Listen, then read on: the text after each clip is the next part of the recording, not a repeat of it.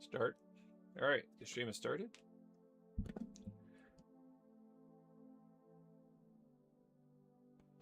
All right. Hello and welcome to another stream. Playing more Star Citizen today. Did some stuff, did this and that. Just flying around. Oh, wait, yeah, that's right. I need my bucks.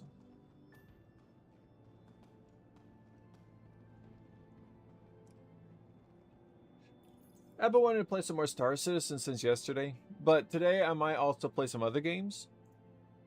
It just depends on how it goes, how the stream goes and whatnot.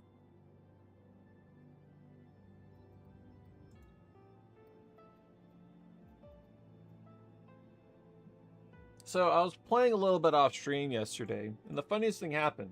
I'm mining gems like I was doing on stream earlier. But I'm like messing around with the Geo, the ATLS Geo, and switching out the boxes. I pick up a box and I get pooped out from beneath the planet surface and I fall to my doom. And I was like, you know what? I'm just gonna take a break from Star Citizen for a little bit. That's just how it do. So I've been wanting to change up my gun. I got some new guns. I went to Nick's. And I am eager to try some of them out.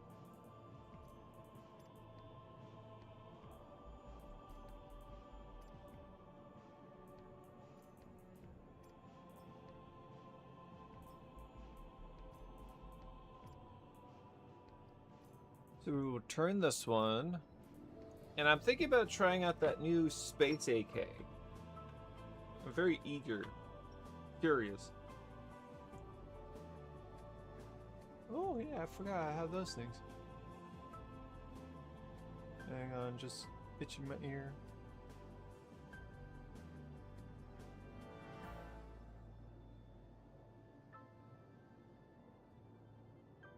There's nothing like a good ear itch.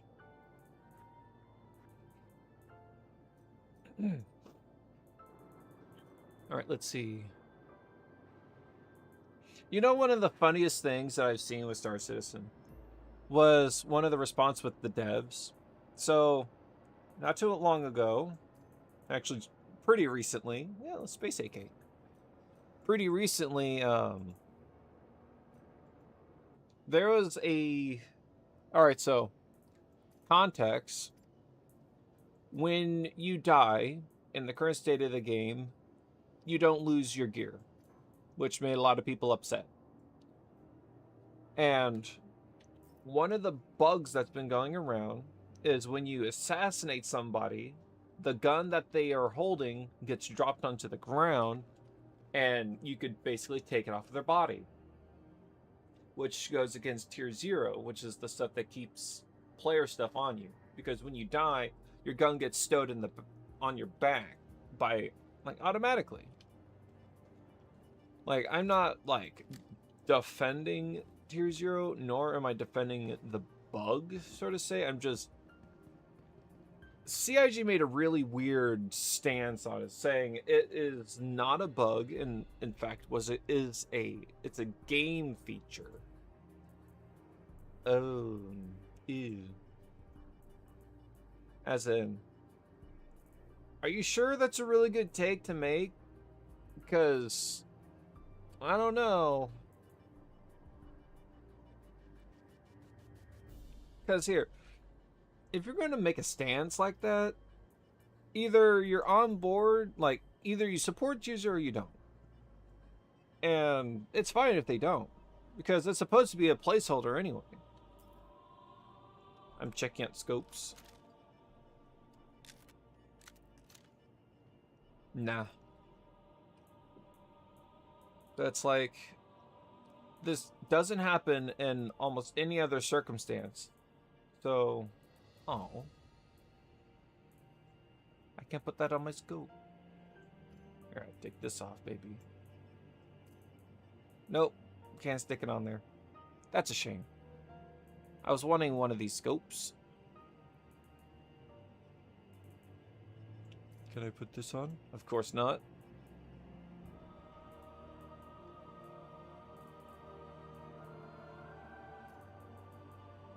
What? Okay, hang on. Alright, I think I got a bug. I'll do it this way.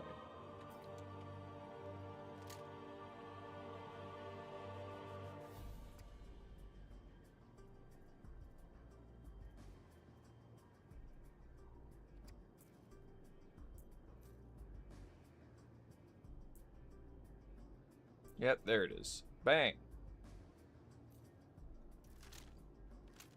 That's much better.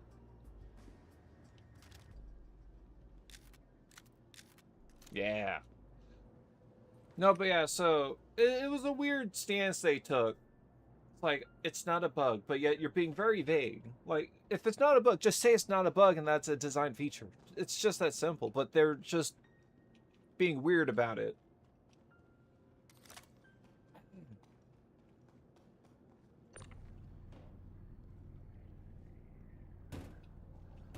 Whee!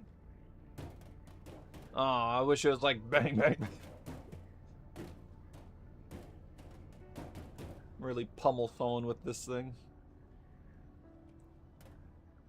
We're taking a little box with us.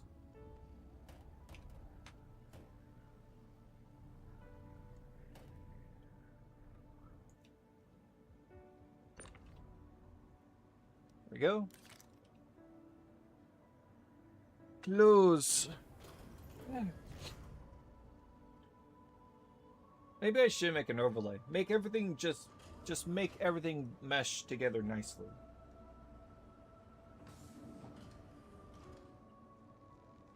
Harry, do I have a way to check medical gel in this thing? Oh, okay, I see it. I see it on the screen. It says 200 at 200. That's good.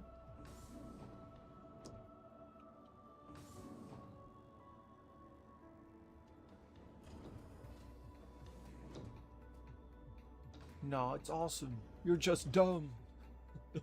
I love reading Global Chat every now and then. People turn it off because, understandably, some people get up to some really outlandish conversations in Global Chat. Which, yeah, just turn it off at that point. Alright, let's see. Contracts. Yes, they're working.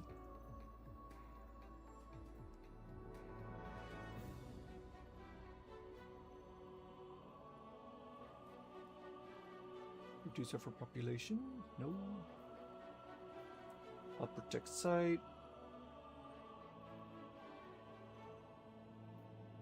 We'll do this one.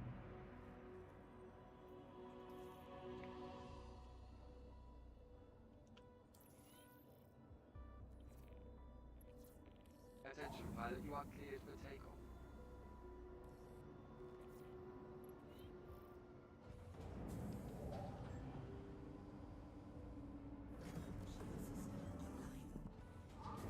I was wondering why that was, my shields weren't on.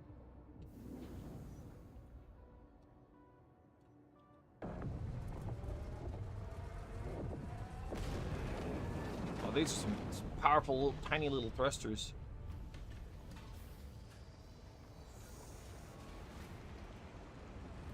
I love how this ship looks like it's ripped right out of Star Wars. Good luck on your travels. As you leave our atmosphere, it's important to remember that Hurston Dynamics isn't simply known for its industrial dominance. We donate generously to a variety of work charities. It's nice that they added some dialogue to them.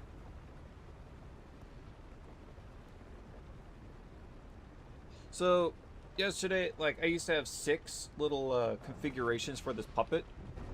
So it's like 1, 2, 3, 4, 5, and then 6. But there was like weird clipping because it was supposed to be like this, where when I was talking, I would be like this, and then that, or the other way around, where talking and then look back. But I decided to get rid of those because you're just better off manually doing it.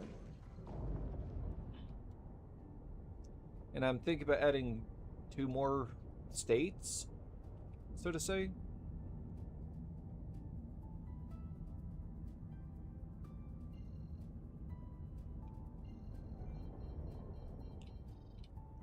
concentrating to get this lined up.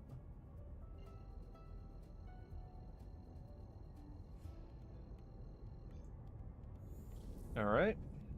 Man, I remember there used to be a bug a long time ago that lasted quite a while where I don't know what people referred to it as, but I called it the quantum bug, where it just shot you right into the planet. The nav computer didn't know what to do, so when you jumped, especially to a different point on the planet, like let's say a quantum beacon or whatever, you just go through the planet and you would either explode as soon as you pass the surface of the planet or explode as soon as your jump was done. And it was so frustrating and scary. Like, oh, are we gonna die? No!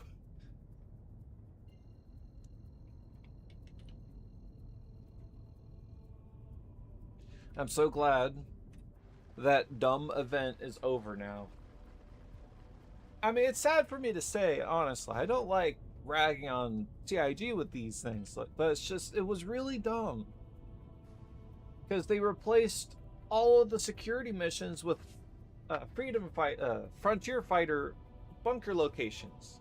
There's like no normal missions to do. Like I was talking about it in my last stream, how when you get to these locations, because the territory is controlled by a hostile faction, the Frontier Fighters, the bunker turrets would just shoot you down. And you could destroy the turrets, but there was a bug that made the turrets respawn almost instantaneously as soon as you destroyed them. So the moment you clear out all the turrets, like after a minute, you finally come down to land, boom, all the turrets are back and they're all shooting your ship, and now your ship is destroyed. It's like, it's borderline game breaking. So it's like, what's the point of even doing these missions? Like, you could take a vehicle, but at the same time, it's like you shouldn't have to. Like, you're there to do normal runs. It should have been like, CIG should have made those Foxwell locations optional for people who wanted to participate in it. Because it's not fair to those who just want to do the normal stuff. And also, it did not make any sense, also. Like, you are clearing out pirates in the bunker, and the pirates inside the bunker aren't the Foxwell pirates, which are aren't the Freedom Fighter pirates, which are the ones who are apparently invading Stanton. No, they're the Ninetail pirates. Speaking of which, baddies. Oh, I got shields down. That's a bad habit of mine.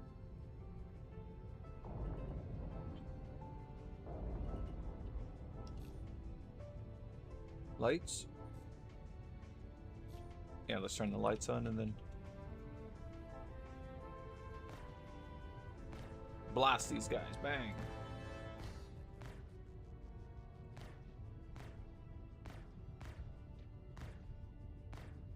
Bang. Got some good gimbalage on these guns.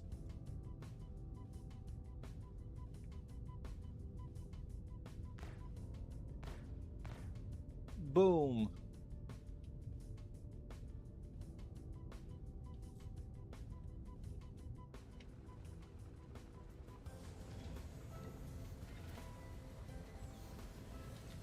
I don't want this random pirate to shoot me, so I'm going to go to the side of the thing.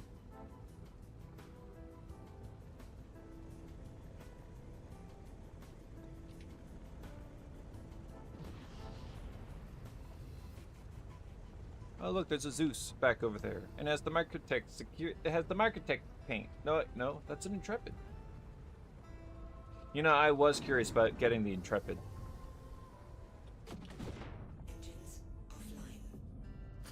Alright, so because my spawn point has been set to Nyx, I'm just gonna set my spawn point to my clipper. I keep trying to say cutter. Let's just step off. There we go. I'm still trying to get used to the new ladder system.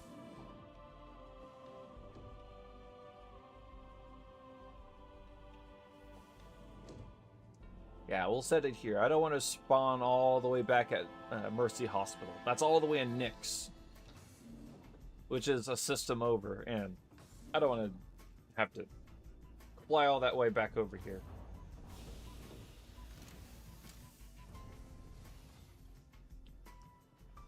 Alright, so I know that the pirate is down over there near the Star Lancer, so I'm just going to try and run for it. You can't get me, buddy. I like to try and at least leave one of these pirates alive on the surface. Oh, I think they're already fighting. Yeah, I like to try and at least leave one of these pirates alive, so that way, when I kill all the pirates in the bunker, they, I don't get that, you have 30 minutes to leave or else you're gonna get shot at. Warning.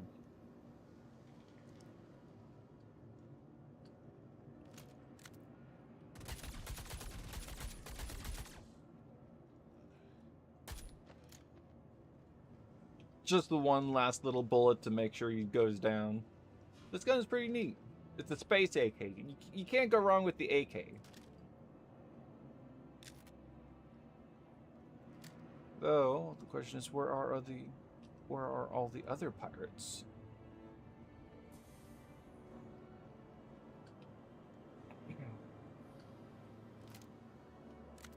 I like that this has a variable zoom. Oh.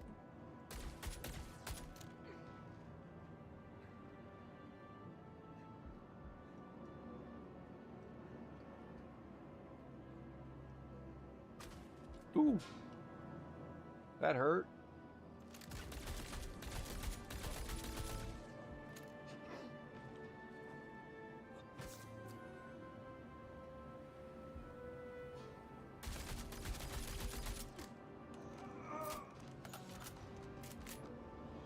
Oh, I'm taking a lot of hurties.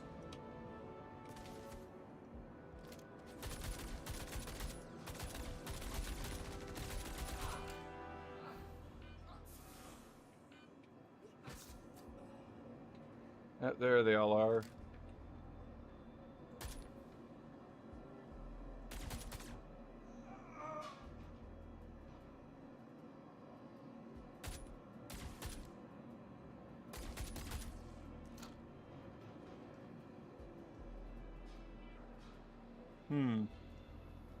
Wait, are they all on the surface?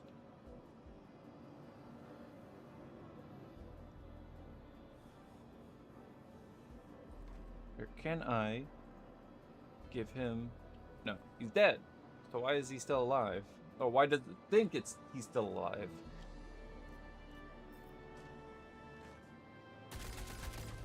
Oh.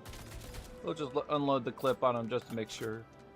You know, the famous zombie saying, double tap, just to make sure they're dead. Well, because this guy's still up there, I can run around and loot. And hopefully that will complete the mission. Hey, someone's been down here with that thing. Cool. FS9. It's not hard for me to get the FS9, because all you have to do is just run a bunker mission, and yeah, they'll drop an FS9. Oh. There he is.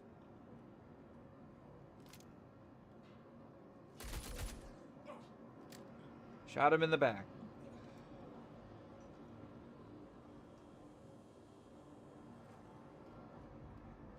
You know, I don't know why, but the kill time in Star Citizen feels good compared to Battlefield 6.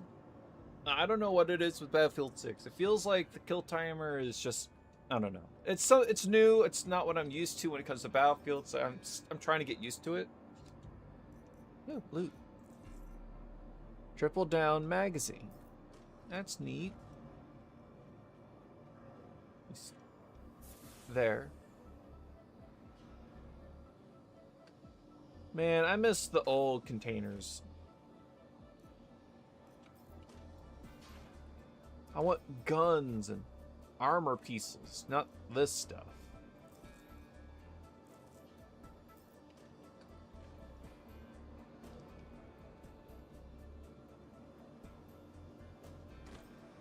Give us an armor crate.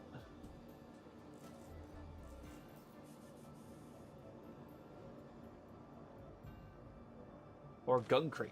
That would be nice. But I guess CIG didn't like that, pulse laser. Oh. I guess they didn't like that people were finding good weapons in bunkers. And that's why they did the bunkers. Oh, that's the only reason why they did the bunkers.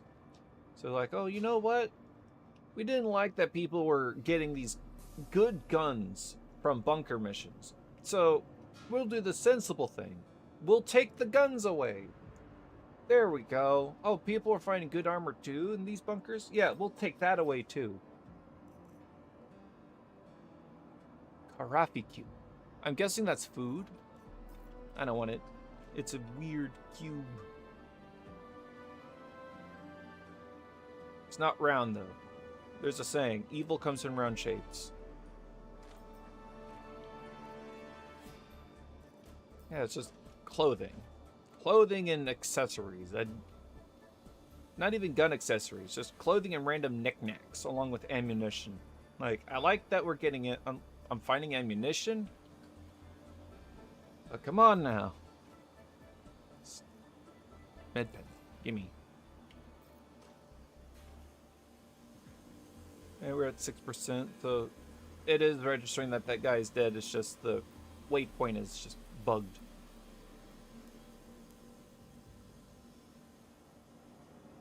Man, this is disappointing. All the good stuff is gone. Also, there's a funny thing. There's these little turrets, because I saw people complaining about this. So there are these little turrets called PDCs. They are automated point defense turrets, or point defense cannons, I guess you could also say. And one side of the coin, people are complaining how they kill everything and don't discriminate, while the other side of the coin is saying, yes, keep them, or whatever.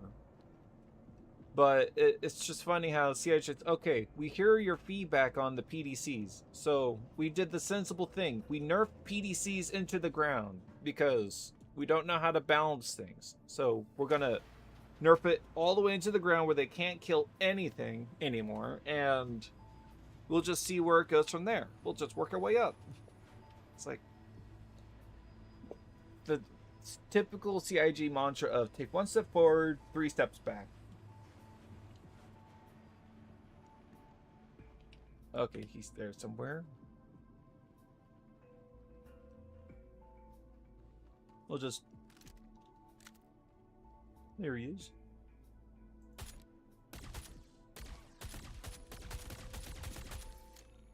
I was trying to like sneak a little headshot in and be cheeky, but missed. Entering private property.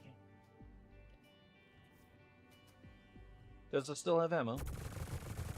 It does still have ammo. It's supposed to help you defend the outpost, like shooting things. It's just a little size 1 gun.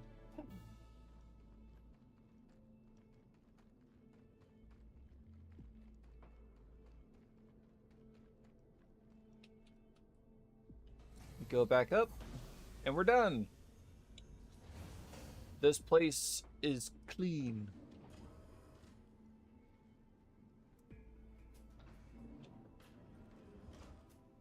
This is a nice ship. And I didn't know it had little jump seats in the back. See, right there. The little folding chairs.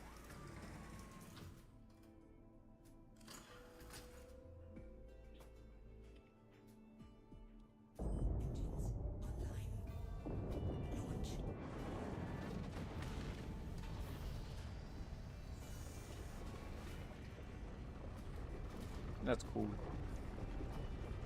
And I like that I like the skin that this thing came with.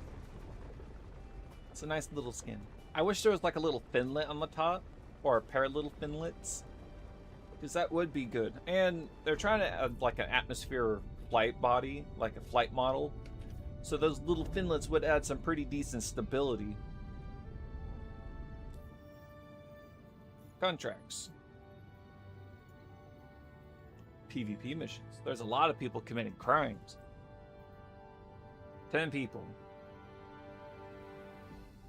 Alright, so let's see.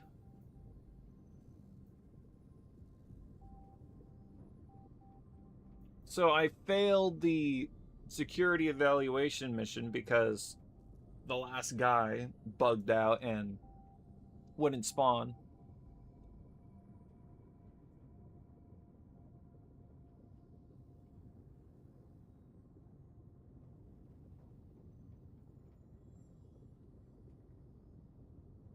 Interesting, interesting.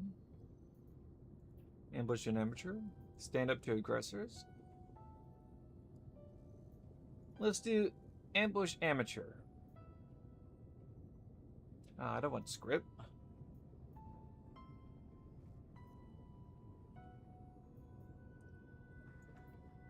Ship under attack.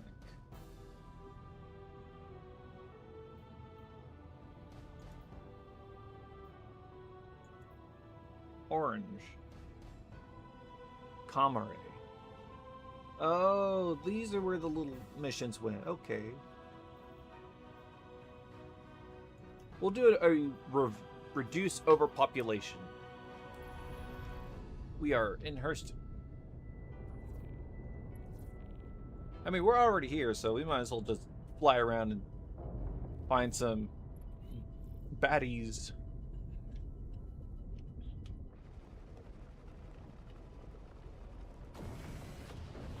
But yeah, I love that this ship is very Star Wars-esque.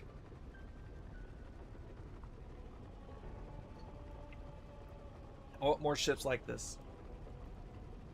Also, not to my surprise, the ships that I've been eyeballing are sold out immediately. So I was like, well, good thing I didn't intend on saving for these things, because even if I wanted to get one, wouldn't been able to get one.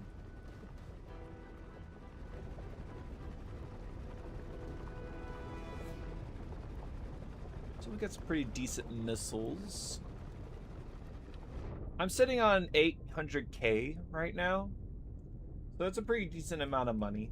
I mean, I could do some salvage. It would be boring gameplay, but I could do some salvage stuff and make some money. But I've been wanting to do gem mining. Like, that's what I've been wanting to do. I want to mine gems. It's fun. I find it fun. But, oh, wait, yeah, I'm not even nav mode. I'm like, why am I going so slow? But, trying to think. Salvage is a really good way to make money. Gem mining can be profitable. You just got to get the good stuff.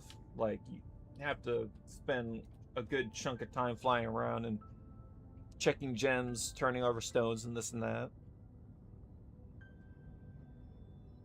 It's 6 a.m.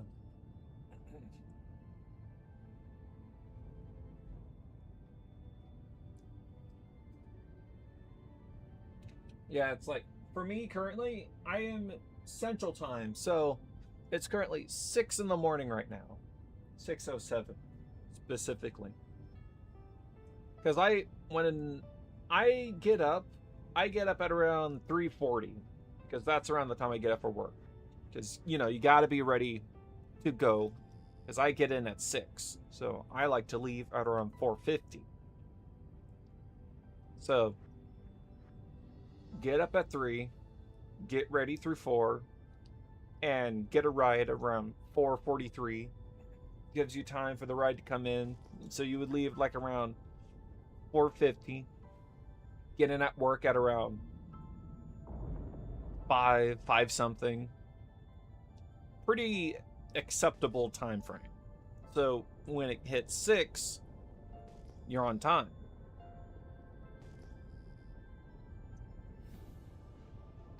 We got worms. I do like that there are worms everywhere.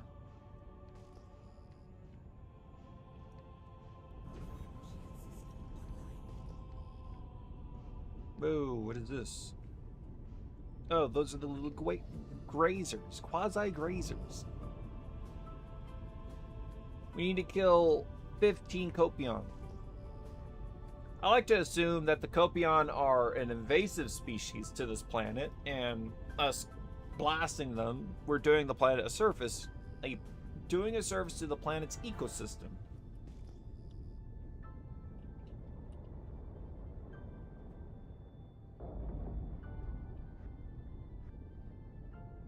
You know, there is something nice about... Oh, hey, there's some.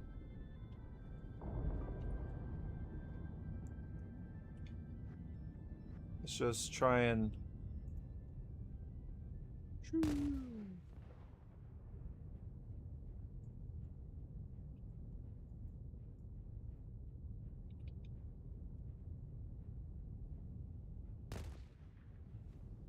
Oh, so it should fire left side. Nope, it's firing right side.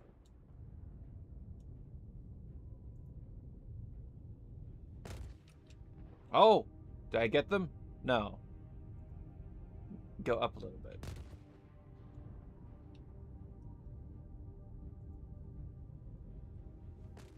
Oh. Oh, come on now. The blast should get them.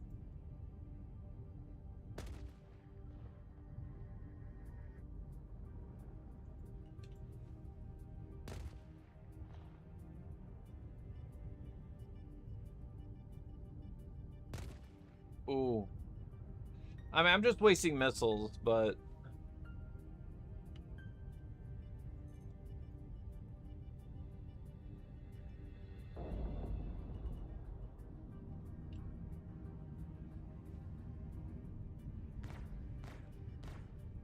Bang. Boom.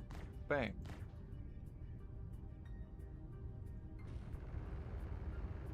Maybe we'll just clean them out, Australia style.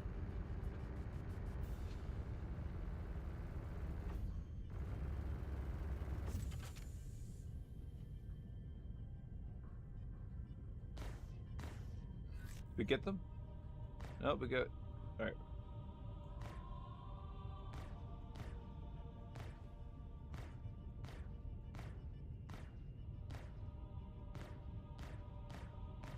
Just cleaning out, just, you know, just taking them, just taking care of them, you know? Population control.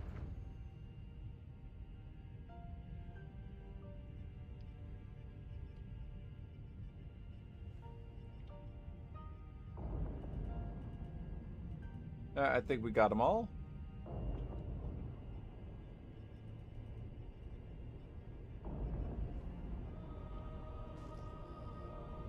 Because I remember hearing... Oh, wait. More Copion. They like to be in this little valley, it seems. Oh.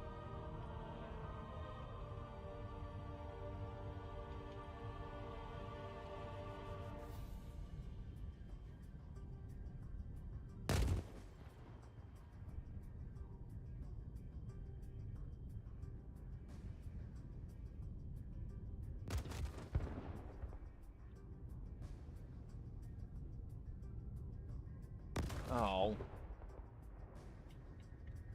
Where's the Lacerestor missile? Okay, it's on the left side. Aw.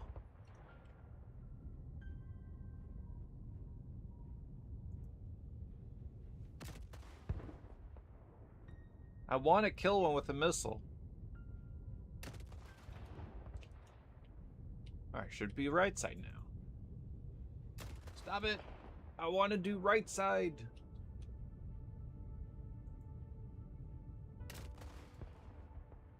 Oh!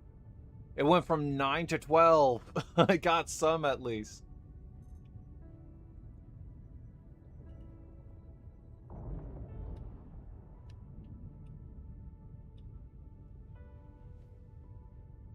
Alright, time to clean them up.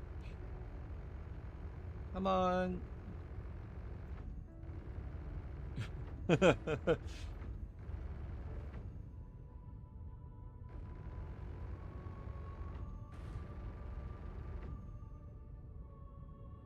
Perfectly okay.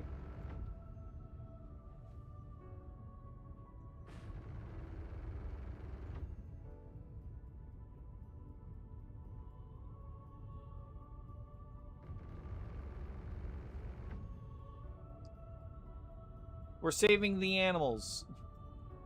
Yeah. We're saving animals by killing animals. That makes sense. It's like people fishing for lionfish in the Gulf of Mexico. Like, it's an invasive species, so the more you fish, the better the ecosystem will do. So fish as many lionfish as possible.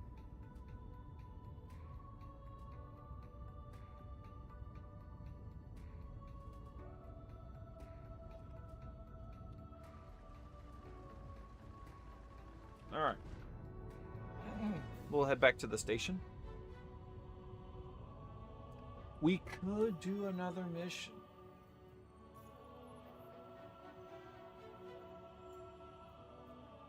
And no, it's not going to be another animal extermination mission. Ariel.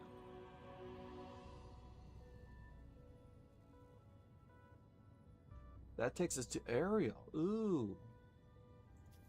Yes, I'll take, and it's 55K.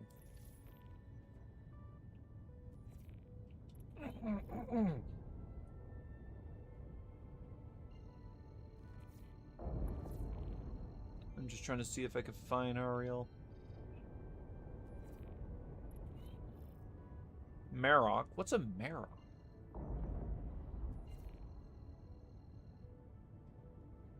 Wait, Copion on Ariel?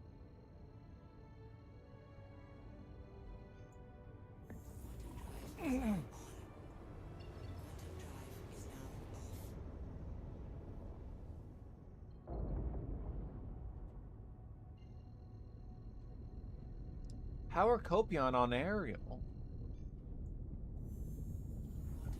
I am flabbergasted. I'm really flabbergasted here.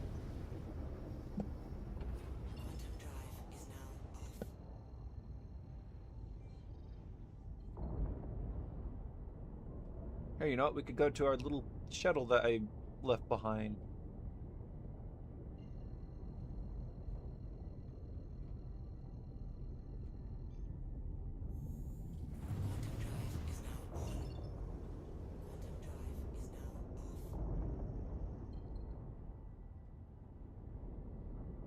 And now we'll go back to this OM point.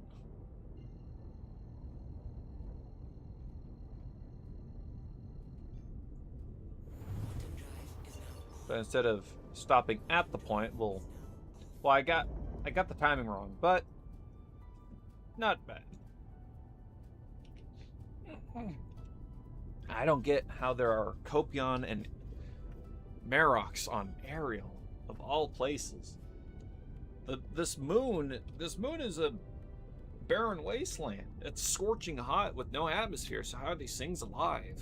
There's not even worms on Ariel. No worms, no animals. I guess we'll find out when we get down there.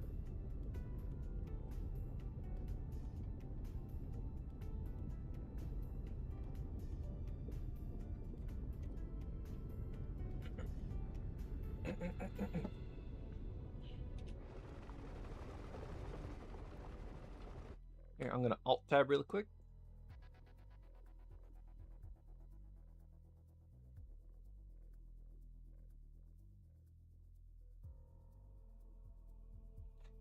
Flying around in a simple game. You're cooked. I love how expressive cats are. They're so expressive, such expressive little creatures. Oh wow, 4 viewers. That's the first. No, I'm very curious to see what's the deal with this. Like, I'm pretty sure they meant Hurston with this mission listing, but I don't know. I think they're huffing the copium and thinking that there are animals on Ariel.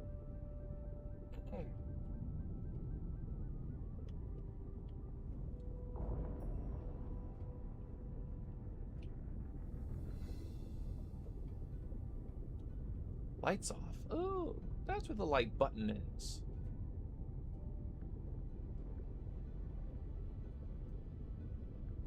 This is nice. I love the little analogs and this and that. I wonder what... Oh, that's the self-destruct switch. That's nice. Doors. Noise decoy. Oh, there's another self-destruct thing. Landing gear.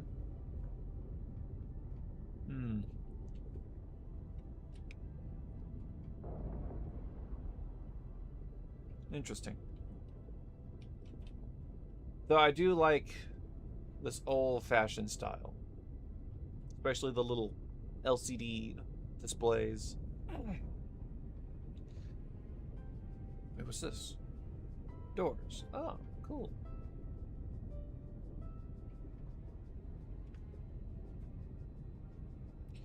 We're beginning our descent.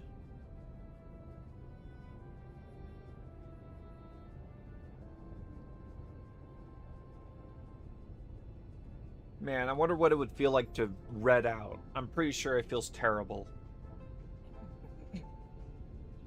Because when you're blacking out, that's blood leaving your head. Like rushing out of your head. But when you're redding out, that's blood going into your head. That's why you see red. Sorry. It's just... I don't know why when you wake up in the morning, you get phlegmy. Ooh. Nice detail, though.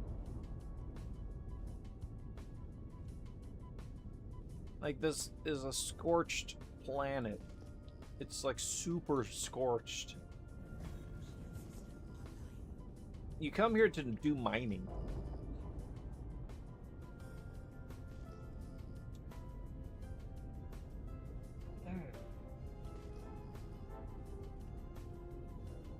Look, I'm like flying around area. I'm gonna find a good gem deposit somewhere.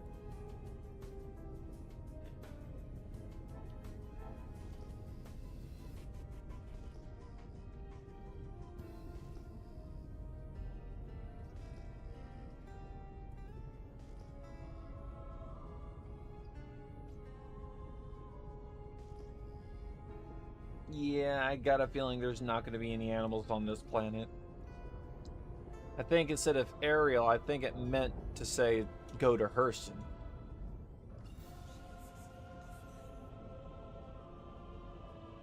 But we're going to Everest Harbor. We need to deposit some stuff, and also I want to switch ships. I am determined to get some gem mining done. I haven't been able to have a profitable gem run in a while because the game just keeps breaking. I can find the gems. It's just the game breaks.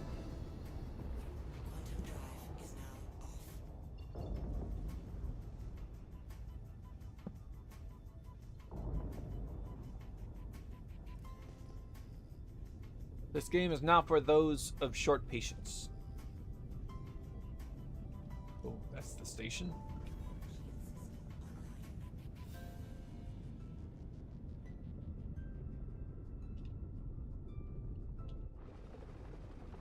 The ship has a nice silhouette.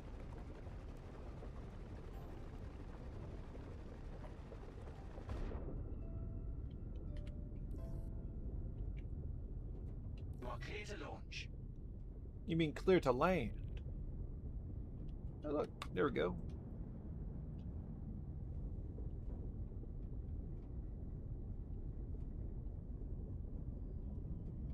I'm gonna do it entirely in the cockpit this time.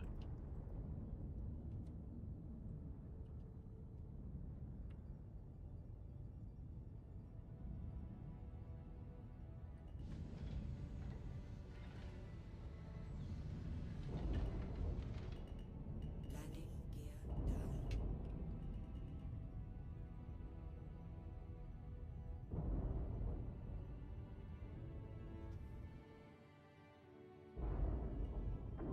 down. Landing complete.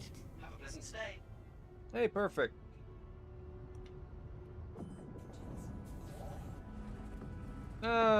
Way off, mostly. But that's okay. Alright, we'll use the ROC this time. I'm not touching the Geo.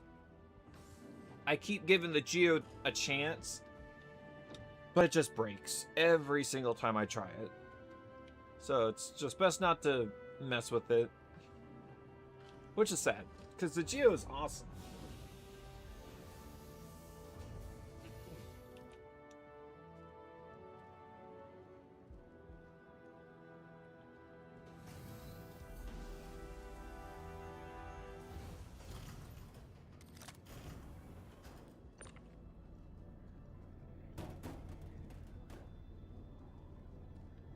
Through the box and bang.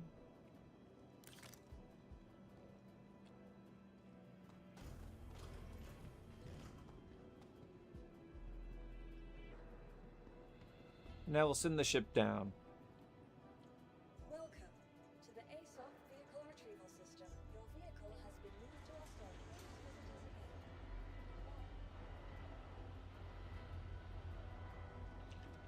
I am a spaceship nerd. I love spaceships.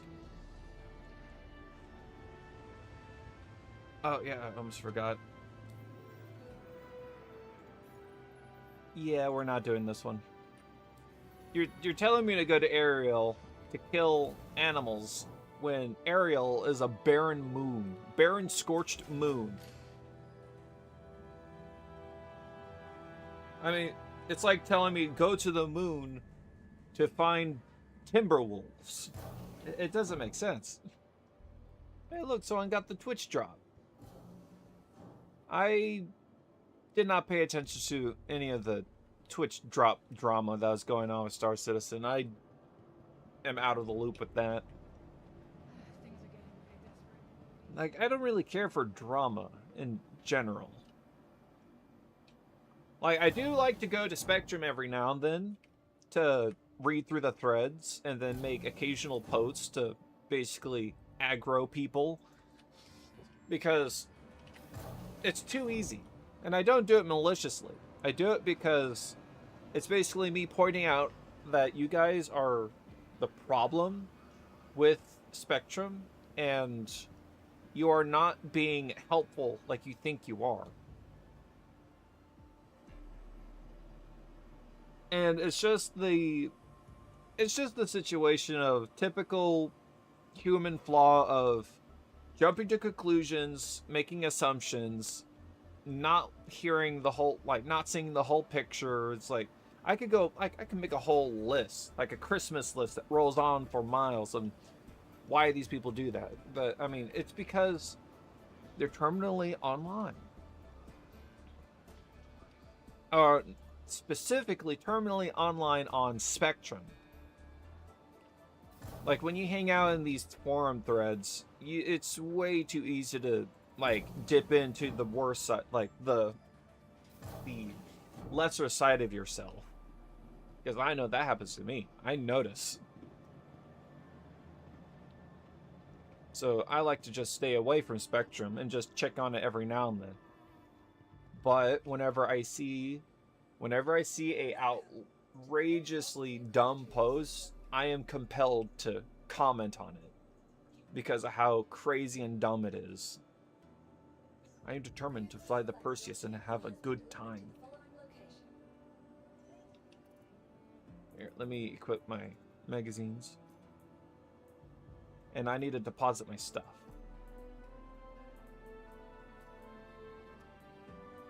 I mean, this rifle is pretty good. It's a space ATV. How can you do wrong with it? Like, the gun sound is a bit too sci-fi, in my opinion, for an AK. Let's give it a nice, deep, chunky sound. And it'll work, but, I mean, it works.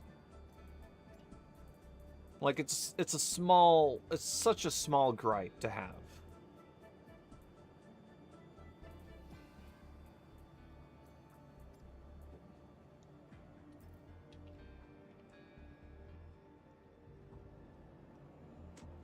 No, but yeah, stay away from social media and forum threads, and you won't be engulfed by the lesser side of you. And I certainly stay away from social media. Not for me. I cannot bear the idea of... I don't know. Oh, hello. I bet they're like, hey, wait a minute.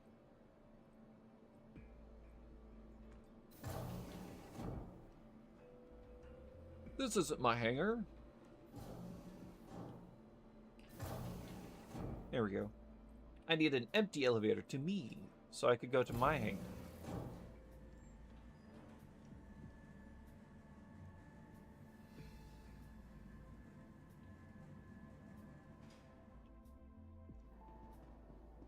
Here, before we take off, I'm gonna pull out the ROC. To the ASOC vehicle retrieval system. Here. ROC. It's been destroyed. Insurance claim So, has been set. Thank you. we're retrieving it here, and while we wait for it to claim, it should take like a minute or so. So that'll be plenty of time to send the ship down and get it ready to go. So we're gonna get a store. No, actually, we'll just take the ROC box. That's all we need. So we can have 2 boxes instead of 1. Also, what's awesome is that we now have side cargo access to freight elevators externally on stations. Finally. That was one of the biggest issues with these ships, is that, like with the Hull C specifically.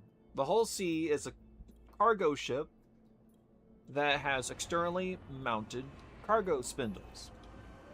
The cargo grid's on the outside, so essentially, when the cargo pad thingies are extended, you can't land because it's going down vertically as well. So that means it's taking up, essentially it's protruding out from the bottom. So if you try and land, you're not gonna land. Your landing gear won't be able to reach the ground. And also, apparently, the Hull C isn't really designed to fly in atmosphere that well either, so you're wasting fuel later. But the problem with the Hull C is that CIG tried an array of things to make it work for the meantime, but it just doesn't. The auto-loading holographic magic boxes appear on ship thing that they tried doing just never works. So it's just a big waste of time for everybody. But having these externally mounted freight elevator things being accessible now on the outside of the station, that solves that problem entirely. And that's so nice. Alright, so we're going to take the little ROC. I don't like the ROC very much lately because of how buggy and unreliable it is.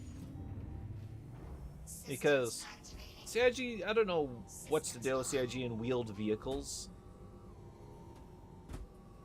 Don't worry, that's not the vehicle bugging out. That's me hitting the little lights on the ground,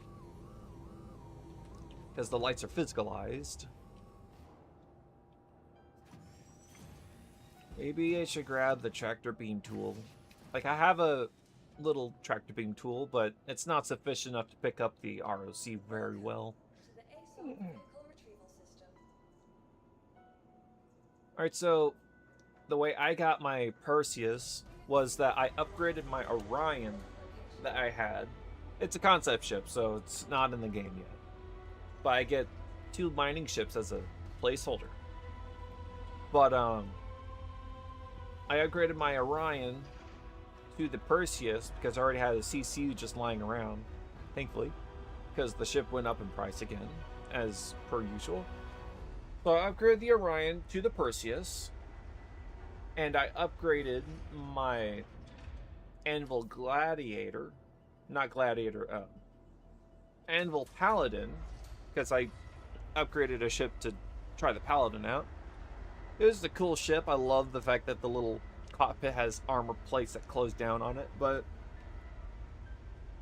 what I want, it wasn't sufficient enough. for me. It's not. It wasn't good enough for me to warrant keeping it, even though I really liked it. Because I would have kept it if I had people to operate the guns with, whatever. I would have just used it as a daily flyer to fly around and run missions. But I don't need that. So, and I don't have people to crew the guns, so it's like, nah, I don't need the Paladin. Even though I love flying this thing. It's super cool. I would love there to be a dropship variant of the Paladin. That's just me, though. But, I upgraded the Paladin to the Orion because I melted my Super Hornet, my Mark II Super Hornet, to get the funds needed to upgrade the Paladin to the Orion. So I have my Orion and the Perseus. And I got a chance to try out the Paladin.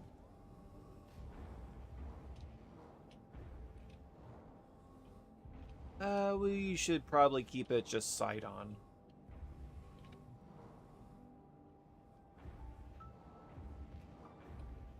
There. What does it look like? Oh, it's good. Here, we'll just move it a little bit back more.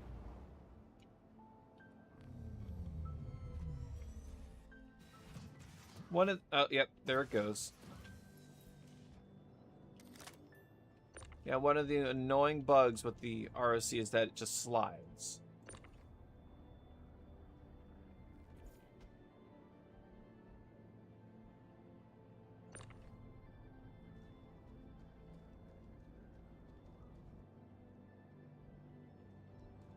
Yeah, I don't understand this bug.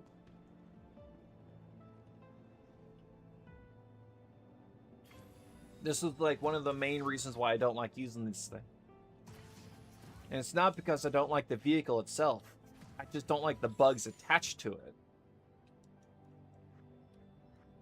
Because it makes this vehicle almost unusable sometimes.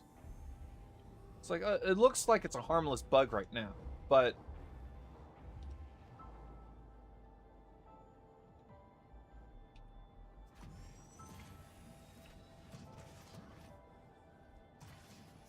yeah, see, it's causing problems. Here, I'm gonna grab that container and smack it. Oh, there it is. Okay. I did remember to bring it up.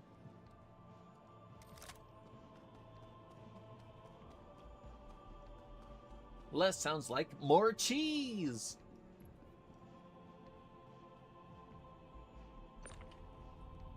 Grab the container.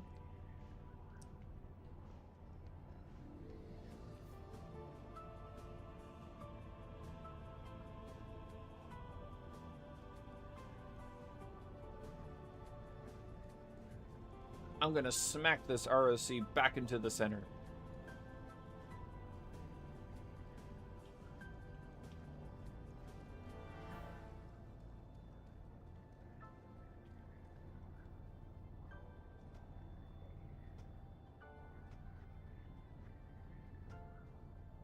This container doesn't have enough mass to do anything, but it just makes me feel better about it. Bring it down. Boop.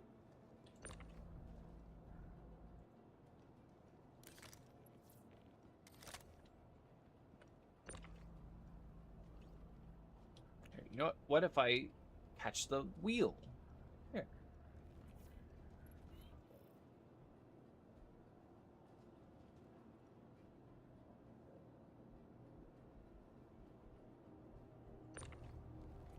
Bad. Stop misbehaving. Here, we'll just put it on its side. We can always flip it upright again. You're going upside down. You lost vertical privileges.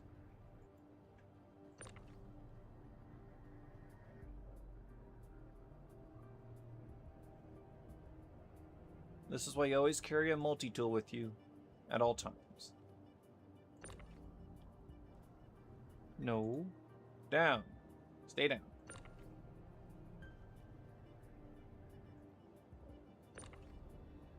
Like, this is so frustrating. Perfect.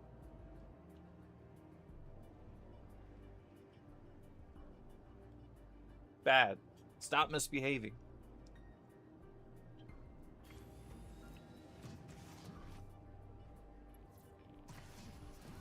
Oh, I didn't set my spawn to the station. That's not good.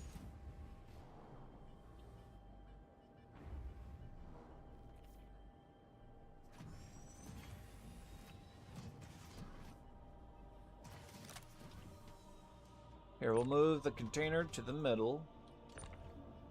And then just do this. There we go. That settled it down.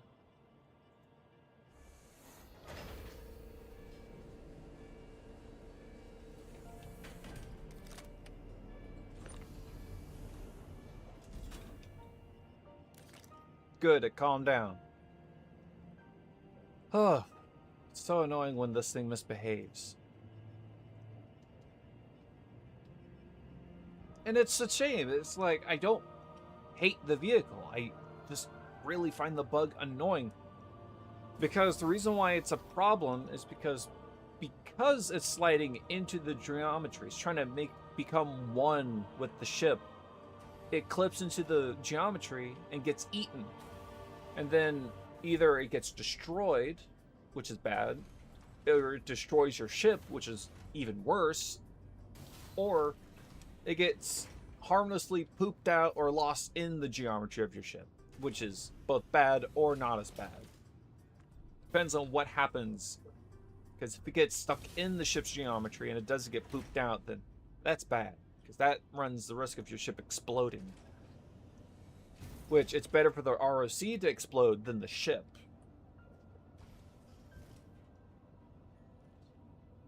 So thankfully, I think we found a way to get the thing to behave itself.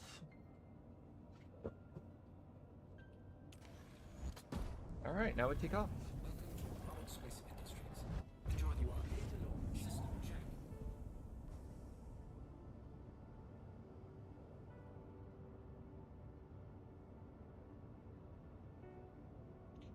Just do this really quick.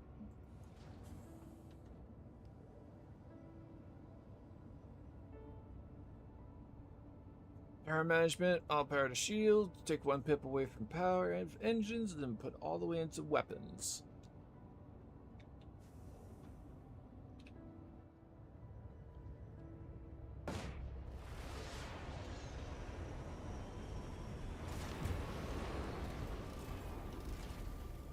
Ah, such a nice ship. Thank you. And please visit again. It'll be funny if the ROC got pooped out and left behind. I mean, it's no problem. I'll just grab a new one.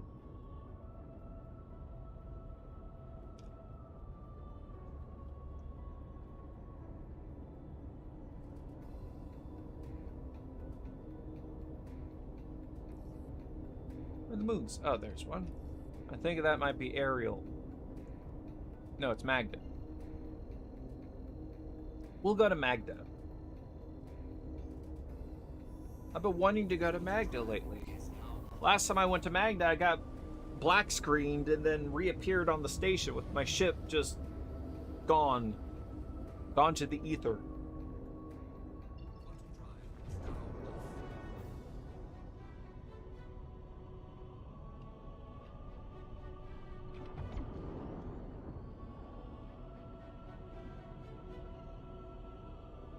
Oh, there's an Onyx facility.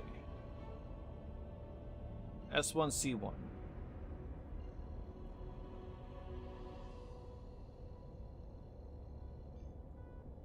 So with Star Citizen, because here,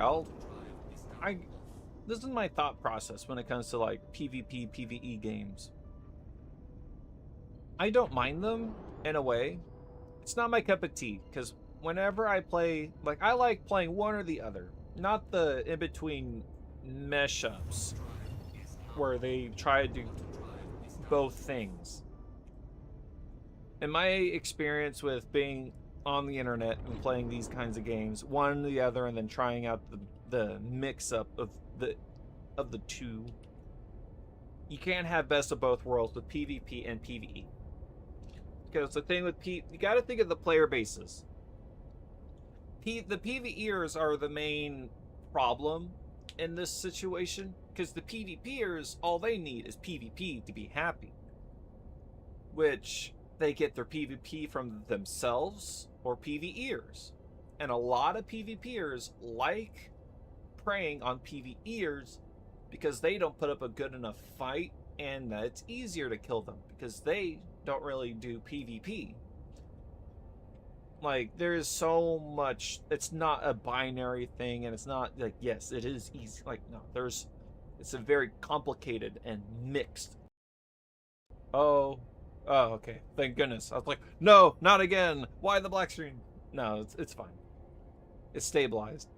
But the PvEers are problematic in this PvP PvE situation. Because when you get a game like Star Citizen that tries to cater to both PvPers and PvEers, you have a problem.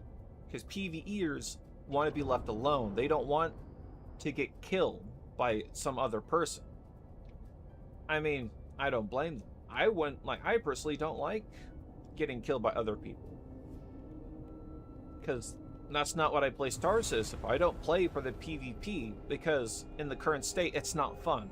And I don't care what people say, because if they say it's fun and it's great, no, they're coping. They're heavily coping. Like, they're more in denial than... wait, I had one. Oh yeah, they're more in denial than Call of Duty fanboys thinking that the Call of Duty franchise is unkillable. It's like, no. Like, already, Activision's like dropping the ball of Call of Duty. But anyways, PvP in Star Citizen is not fun. It can be fun. That is a clarification I have to make. It can be fun, but in the overall, it's not fun. You don't have really good PvP support. There's PvP areas, but that's just a mixed bag of this and that. And it depends on what you like and stuff.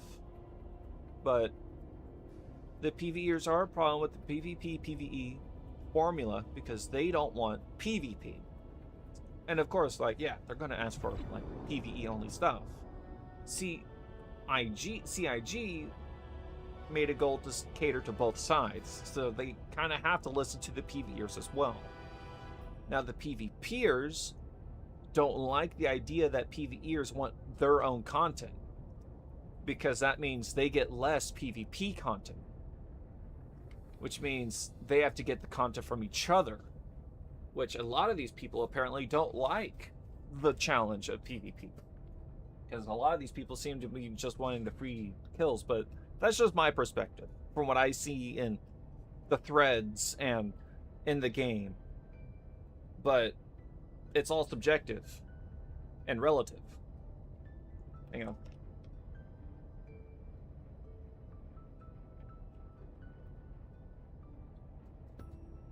Because honestly, they could do it. CIG could do a good job with the PvP PvE formula. Man, I hate saying that so many times. Tongue twister. Just a lot of puss. But they could do it, but they just need to get it right. You just need to strike a balance. Now, when it comes to games like, let's say, Arc Raiders, apparently that game is great, and it's a PvP PvE game. Extraction shooter. Sounds cool. It's not my cup of tea, personally. So, I'm not really all that interested. But from what I've been hearing, people have been basically going under this, like, unspoken mutual agreement of let's not kill each other in the solo matches, apparently. Which is cool. But I personally don't like that. Only because it sets like this false idea of there's no, like, just because no one's shooting each other doesn't mean that the PvP is gone. Like, PvP is still there. And personally, if I want to play a PvP game, I'll play a PvP focused game. That's not trying to pretend that it's like both or whatever. And if I want to play a PvE game, I'll play a PvE game. that doesn't pretend that it has elements of PvP as well.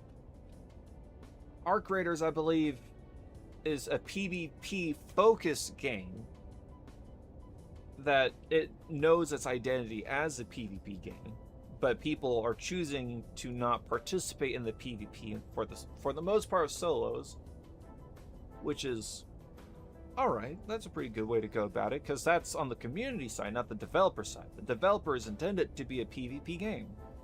At least that's what I get from it. So that sounds good. Like, that is fine by me. It's not my cup of tea. I most likely won't play it, because that game is more on the lines of PvE in terms of gameplay that I would want to enjoy. And because it's PvP, I don't want to play a PvE game with PvP in it. So I'll play a PvE game with PvE, and I'll go to a game like Battlefield or War Thunder or something else that has PvP in it. I like to go to specific sources, personally. The problem with Star Citizen, in my opinion, is that it's trying to pretend that it's a PvE game and it's a PvP game. It's like, oh, we have PvE content for the PvEers. Oh, also we have PvP content for the PvPers. We're best of both worlds. Like, no. You're trying to pretend you're a PvE game while also trying to pretend that you're a PvP game. Like, the PvE players don't want PvP, so they'll avoid PvP. But the PvEers want PvP, so they'll go where the PvEers go, because that's where the PvP content is. Because most of the time they don't want to fight each other. Some of them do. Like I said, it's subjective and relative and nuanced and yada yada yada. Because, yeah. But Star Citizen is pretending it's a PvE game. If they just say, oh, it's a PvP game, if they just say, yeah, it's PvP with PvE elements, like, obviously that's what they're trying to say, but it gives this impression like, oh, there's PvE only content because they want to do both sides. But not really. It's complicated. And someone will probably say, oh, well, you're overcomplicating it. It's like, no. Because CIG are trying to cater to both sides of the spectrum, like the gaming spectrum. And it's because of that, you're making it complicated. Because you're trying to cater to PvEers and keep them happy, while trying to cater to PvPers and keep them happy. But these two sides are complete opposites to each other. They hate each other. They do not mix. They clash and collide, and they just don't play along well with each other. And oh, that's interesting. A 4K signal. I haven't seen one of those in a while. But yeah, they clash. They butt heads. They don't play well and nice with each other. And that's the problem with Star Citizen versus other PvP PvE games, is because Star Citizen is essentially, frankly, in a fit of identity crisis. All right, that's just a normal deposit. It's in a identity crisis. It doesn't know what it is. People are guessing what it is without actually knowing what it is, and they don't know what it is because even though CIG says it's this, reality check, it's not. CIG say it's an MMO. It's not an MMO yet. It's whatever this is. They say it's going to be an MMO. But it's like, okay, but what are you doing to make it an MMO? It's like, where are the MMO elements? Because MMOs have a lot of stuff that Star Citizen is missing. Like, MMOs have instance content.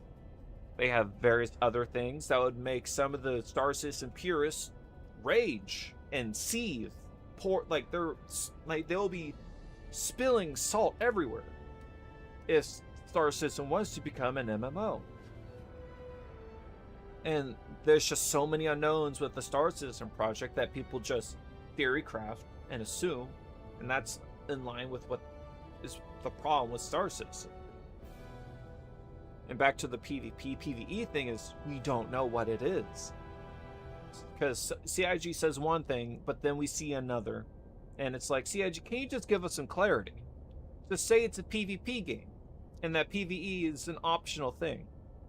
Because at least that way, PvEers will have an understanding of what it really is and not being misled like, oh, they have content for us, where it's PvE content with no PvP. It's like, just be straight. And that's like one of the core problems with CIG is that they are terrible with communication. They don't know how to communicate. And they do not know how to interact with their community at all. That's a 3K signal. I'm checking that out. I think that, yeah, I mean, I'm flying a military combat ship designed for destroying other ships. And I'm flying it around to find gems. Oh, wait. No, yeah, it's a big... Not what we're looking for. But yeah, like, I'm going on a rant because, like, I got nothing else to talk about, and I'm playing Star Citizen. So it's theme appropriate. But, like, one of my biggest issues with Star Citizen and community, specifically with the Spectrum Thread people, is the just loosey-goosey assumptions that everybody makes. Like, oh, wait, wait. Oh, I got it back. So, if you say one thing, someone out there will, without hesitation, pull out some sort of source to prove you wrong. That's like the internet in general. That's fine. If I say something wrong, I want you to prove me wrong. But the funny thing is that a lot of the times that these people on Spectrum will, a lot of the material they source is a lot like to prove you wrong in what you have to say about this or that. A lot of the source material that they'll bring up and refer to is stuff that's over 13 years old. It's like 5, 10, 13 years old or whatever. It don't matter. It's like, well, that's then. This is now. How does that pertain to now? Because, frankly, I don't care what CIG have said in the past and what they say the game will be in the future. I care about what the game is now and how it's going to develop in the near future. Keep the sights near your, like, keep your sights to the near future and look forward to the future, far future. So that way you don't live in a delusion. Because a lot of these people have this idea that they formulate in their mind of what Star Citizen will become, and frankly, I think that's very unhealthy. Oh, there it is. That's a 2K signal. Those are the ones we're looking for. With these military scanners, the gen deposits come up very short. I look forward to when engineering comes online and we can switch out the radar and scanner modules and stuff. Because I would love to switch out this ship's scanner module for like an industrial one where we have increased ore range or something like that. Like, see, I'm theory crafting, but I'm trying to keep it in relative to neariness or whatever. Because that's what CIG are currently actively... Ooh, Finmaline, that's what we're looking for.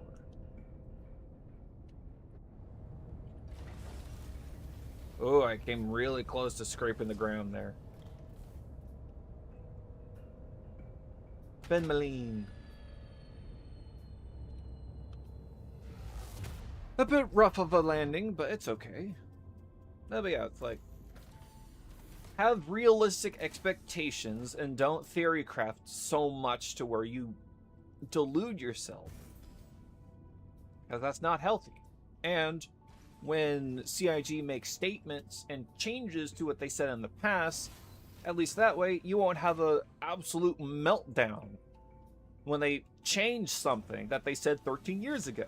Because I see this all the time on Spectrum. CIG makes a statement, well, not on Spectrum, but the community in general. CIG makes a statement saying that they're changing something, and the community has an absolute meltdown because that's not what CIG said 13 years ago, or what they promised 13 years ago. It's like, it's 13 years ago. Like, I get that we want CIG to, you know, stick to what they said back in the past, but we can't expect them to stick to everything they said back then. Because that's unrealistic and everything changes. They even said many times before that it's unrealistic for them to keep to what they said back in the past, even though they want to. Like, they can't deliver on everything because the game changed too much. And yes, that is... Oh, there she goes. No, you're not escaping. You're staying with me. Uh-oh. This ROC is gonna get me killed. Excuse me.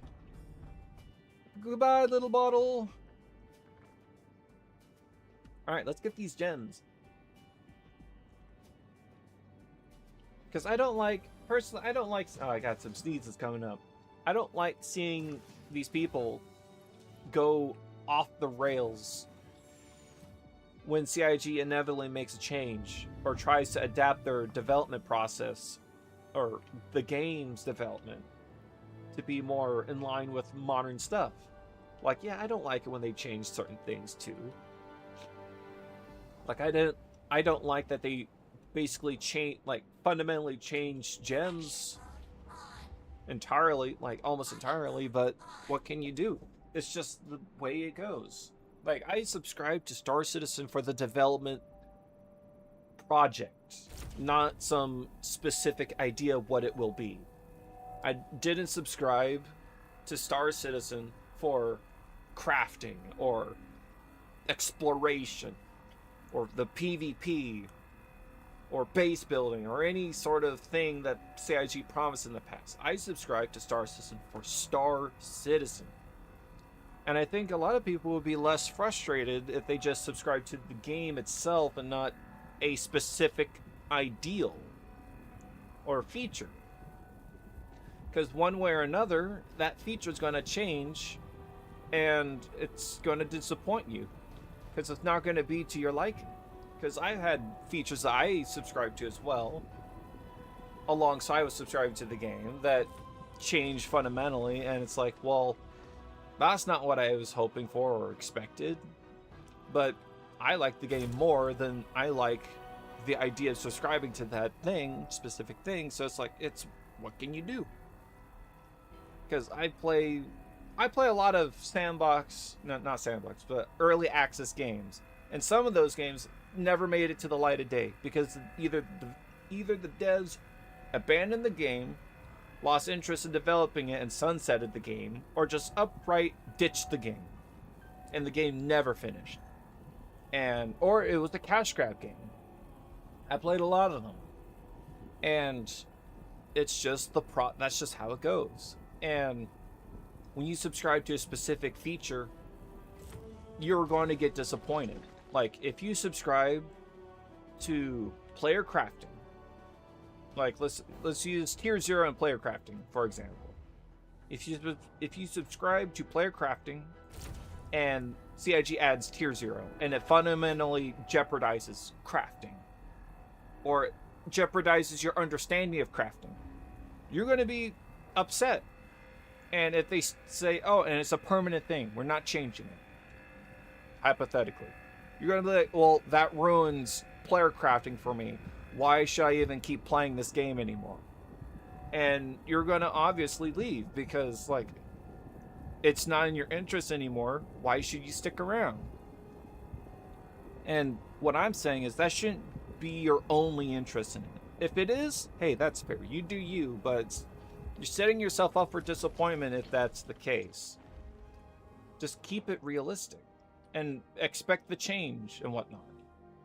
And besides, like, when CIG adds features, they'll add and remove and this and that. And it's just, the drama with Tier 0 specifically is funny to me because people expect it to be a permanent thing, or they just don't want it to be in at all. And they treated it like some sort of game-breaking thing that will ruin the game. But it's like, no, it won't. It came, and it's like, it didn't. Like, we have Tier 0 and the game's the same. The only thing that's different is we don't lose our gear anymore. And in my personal opinion, that is a good thing, because that's removing stress and frustration from players who are just trying to play the game. And that's what a good game developer does with their game, is to alleviate the stress of trying to play the game and have the stress come when you do play it. Like, if you make a mistake, that should be stressful. If you die, that should be stressful. But if you die, if you spend like 30 minutes getting your kit ready, and then you go out, you land on an outpost, and all of a sudden, because you didn't land perfectly, or because of desync, your ship explodes out of nowhere as soon as you get out of the flight seat. Like, it's good for a minute, and then as soon as you step off the ship, boom, it explodes, and your guy's dead. Out of your control, out of everyone else's control but the game. The game killed you. Point blank.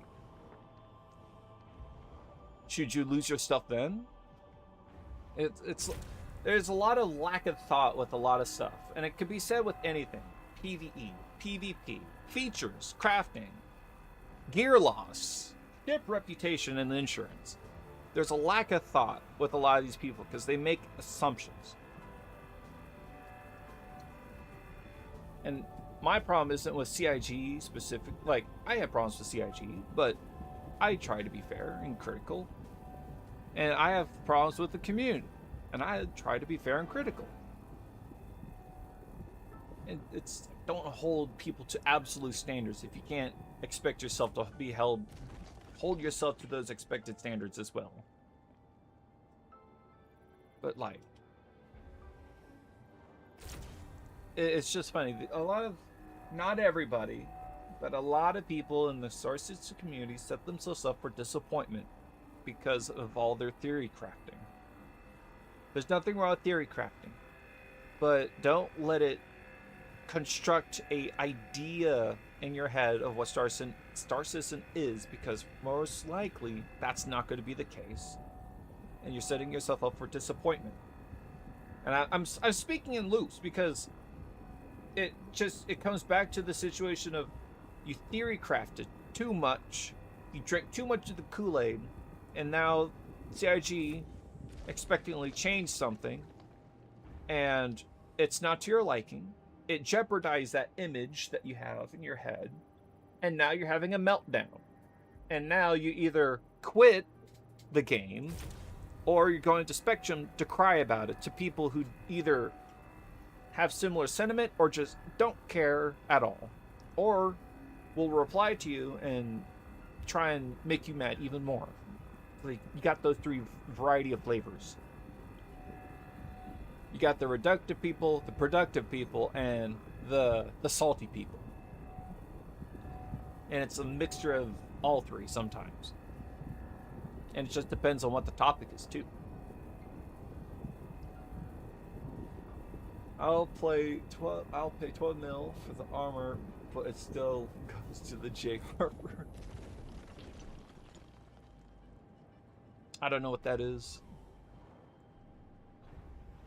Alright, so we're mining Fenmaline today. The other stuff was not good. It doesn't make a lot of money. Also, I was using the Geo, and unfortunately I wasn't able to collect all of the gems, and the majority of the gems I collected were gone, left to the ether, because I fell through the planet, because I picked up a box. And that's another thing with Star Citizen. Like, people concern themselves too much about the game's future and its development, and less so about the current existing problems with the game. It's like, I get that. It's not fun to like dwell on existing problems, because most of the time there's nothing you could do about it. So it's like, why dwell on it or worry about it if it's out of your control? But at the same time, it's like, well, don't talk about it. It's not going to go away. So it's just a funny thing. And one of the annoying things I find with the community, especially on Spectrum, is that we try and talk about existing problems. People dismiss it. They don't participate in the conversation, or contribute, or they try and sweep it under the rug, and or even better, redirect the conversation to the future problem of that is Star Citizen. It's like they try to do everything in their power to redirect, deflect, or anything, to do anything but talk about existing problems in the game or criticize CIG in a constructive manner.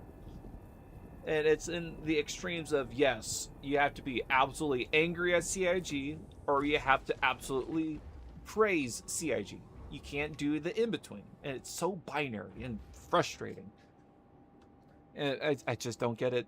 I don't like that. I don't like it at all. Like, it's not binary. Like, I could like CIG while also call them out on bad business practice and also be angry at them. Like, I like them. But just because I call them out doesn't mean I hate their guts. Like, you call them out because you care. And here, one of the annoying things was with the Bone situation. I'll bring that up again.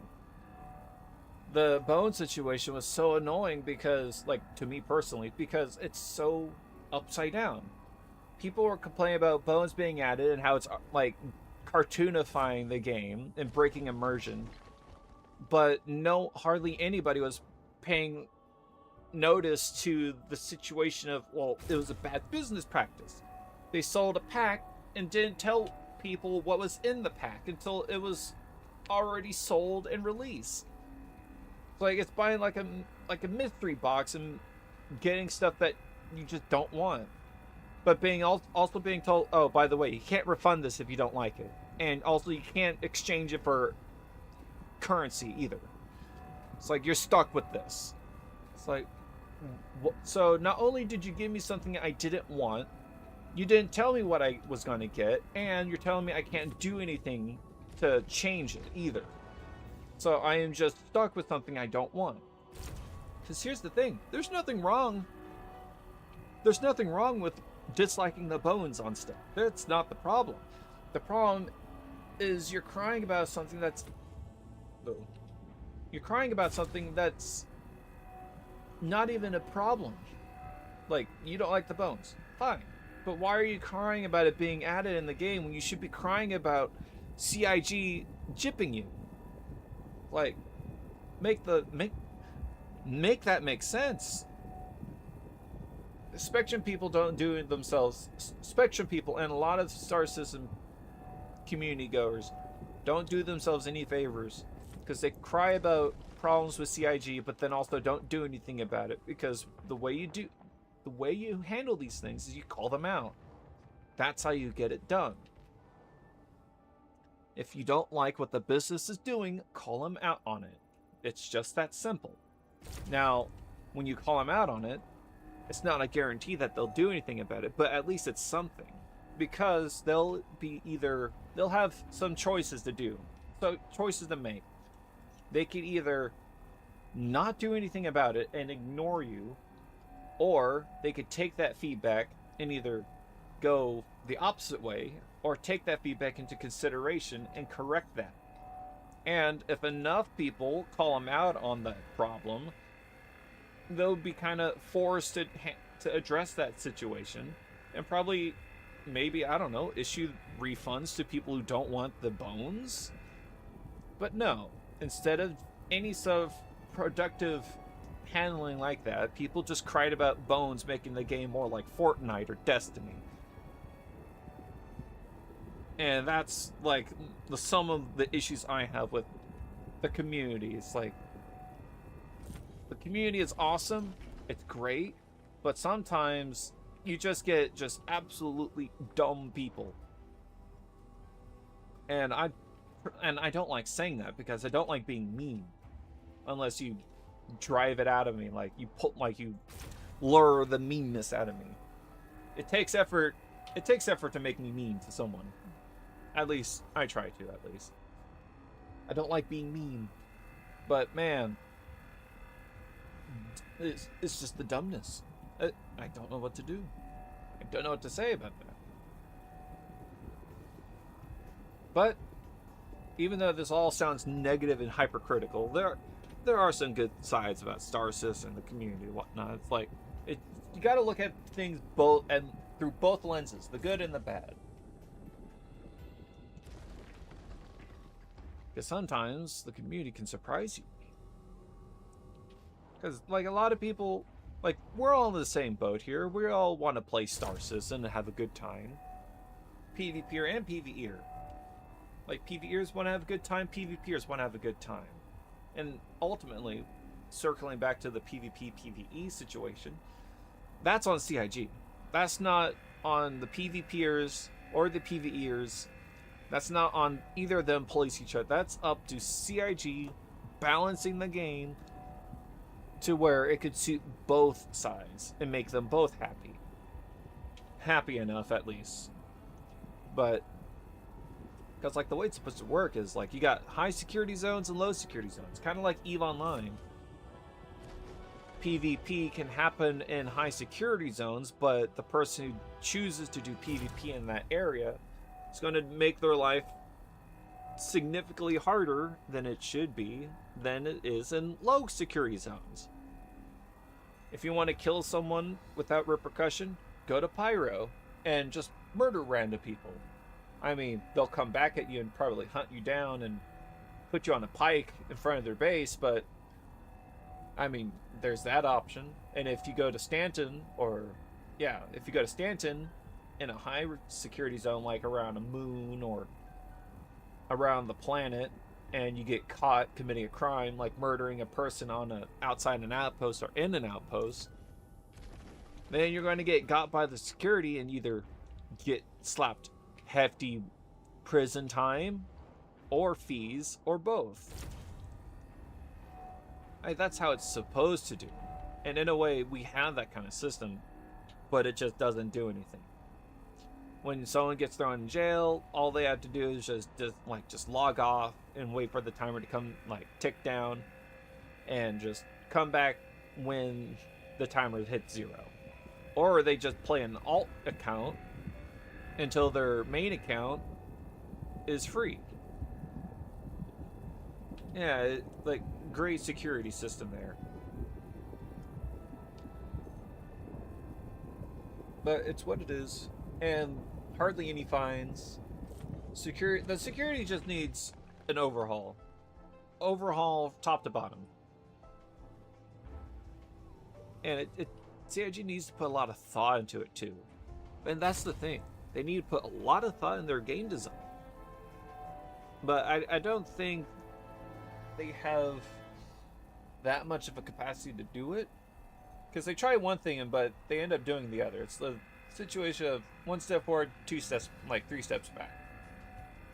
When it comes to balancing, they will nerf the thing in question into the ground and then work it back up. That's what happened with the Ion. That's what happened with the Corsair. It's what happened to the PDCs. We just got away on the PDCs. And the reason why they nerfed the PDCs is because a lot of people are crying about how Cap players can't be killed and the Light Fighter gang can't kill whatever they want easily anymore.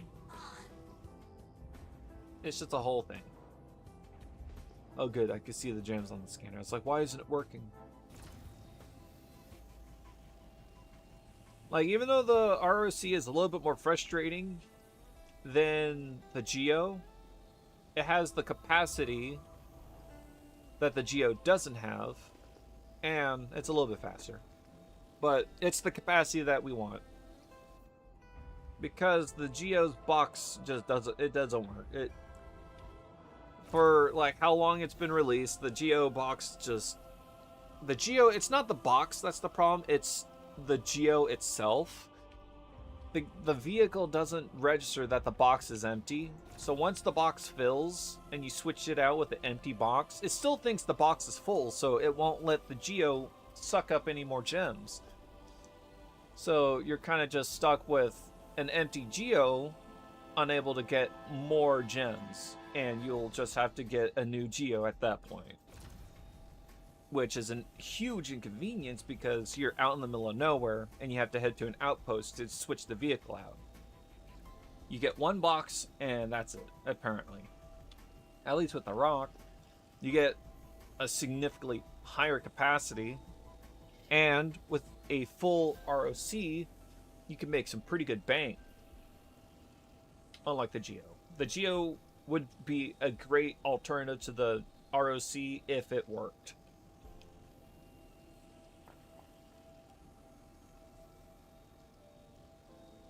Early morning Star Citizen. You know, I really wish I could put a TV show on in the background.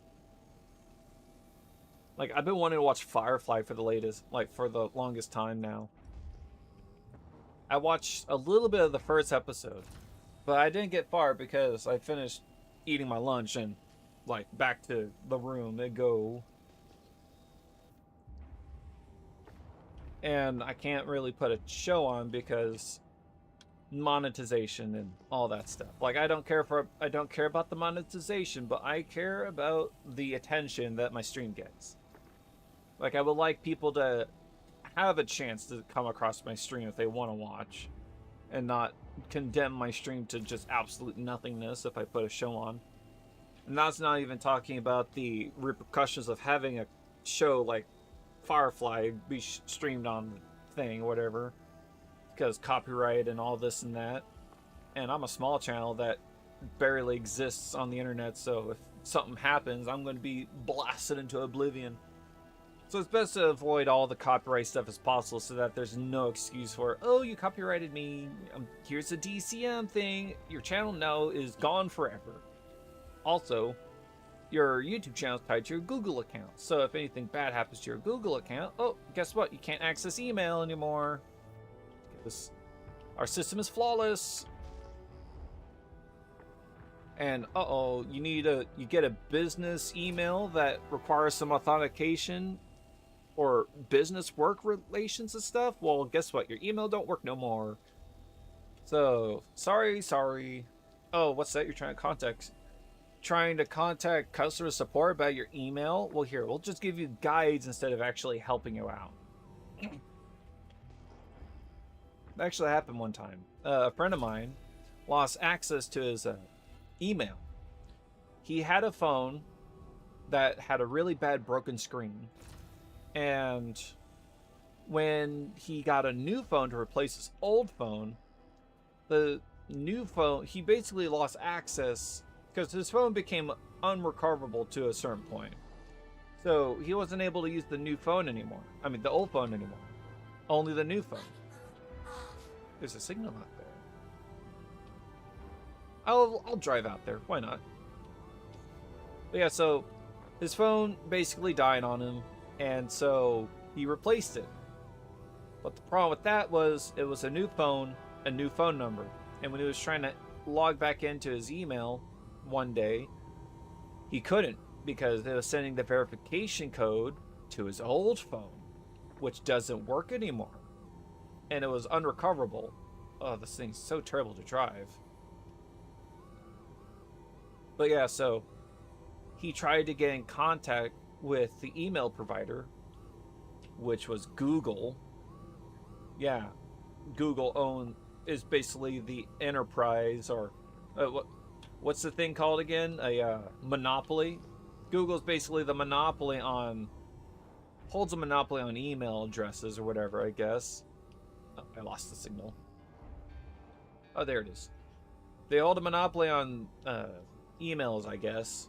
So he contacts them, trying to get customer service to help them get the email back, but all they do is just gave him guides and forum thread posts and stuff, which was not helpful at all. And so, oh, they're little hand gems.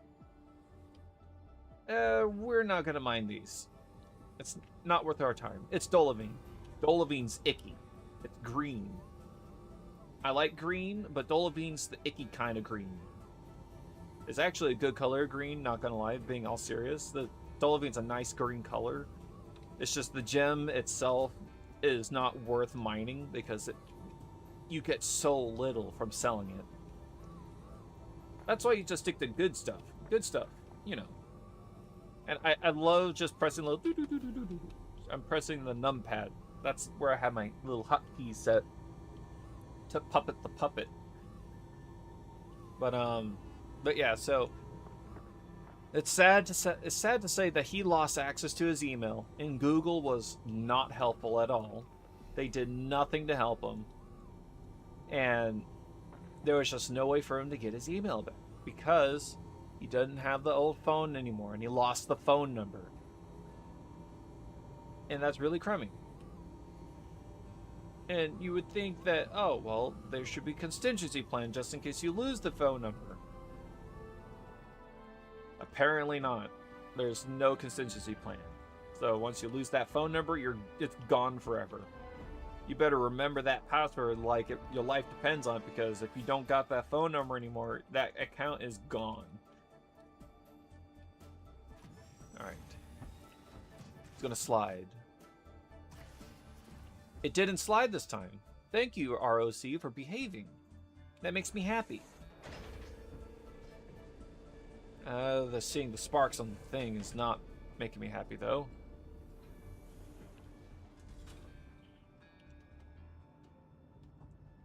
But yeah, it was sad to see that he lost his email address. And because he lost that email, he lost so much that was tied to that email. It was really disappointing. It was just not good.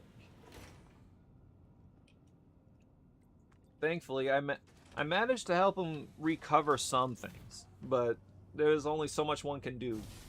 Both him and me. Check it out, we got a door.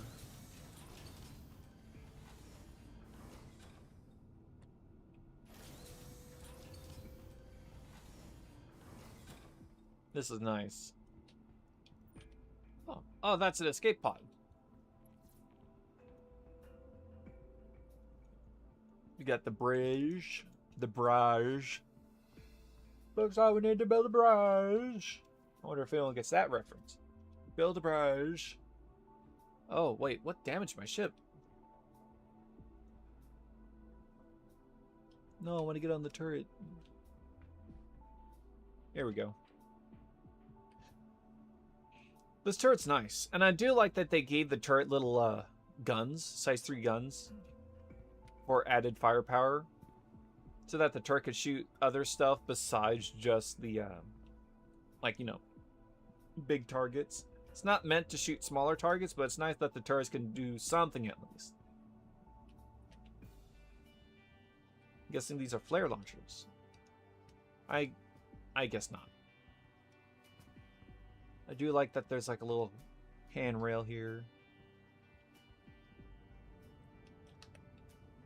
They did a good job on this ship.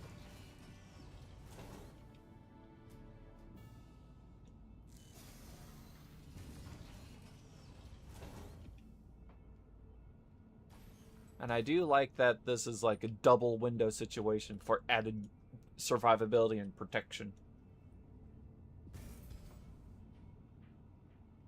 I wish we could fly in these chairs, and then this is the captain's chair. But, I mean, what can you do? I'd rather play this over the Constellation.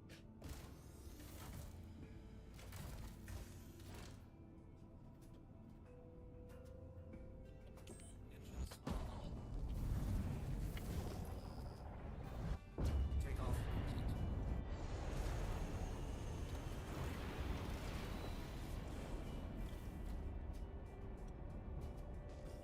Alright, let's keep finding those gems. I'm gonna skip that one, because that was the Dullavine.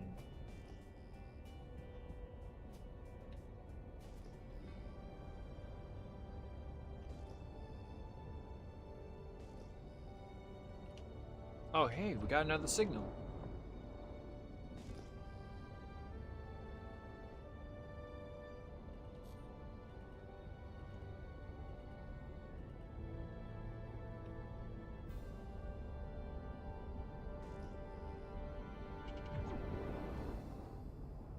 Glaukosite. Nah, I'm not interested in Glaukosite.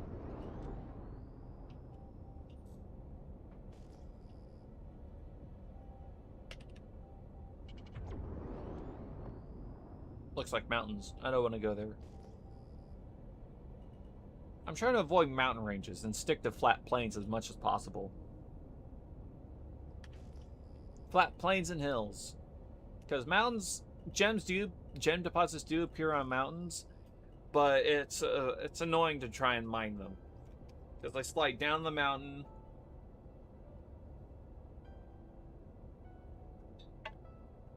Or sometimes they spawn on the tips of these mountains or whatever. It's very inconvenient.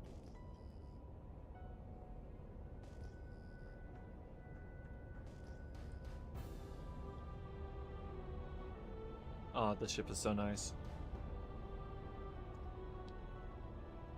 And I love how it looks like a picket. Like a little picket ship. This is definitely a ship that you run a attack squadron. Like a I would say 3 ships. 3 Perseus ships. Man, CIJ really needs to get around to fixing up the Hammerhead. That poor ship. The Hammerhead has been the punching bag of Star Citizen for as long as I could remember. It's sad, really. Because it's a ship that is designed to screen fighters, but it does a terrible job at it. And it's sad.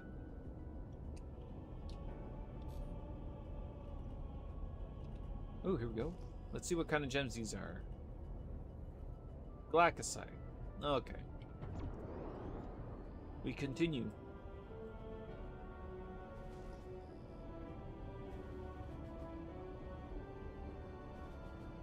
You know, one of the nice things about owning a Perseus, even though it's not planned to release or be worked on anytime soon, the nice thing is any mining ship that comes before it will be either added or be part of the placeholder roster. It'll probably replace the mole or something, which is something to look forward to. That's one reason why I would get a concept ship over. Yeah, I mean, I prefer getting flight ready only ships because I don't.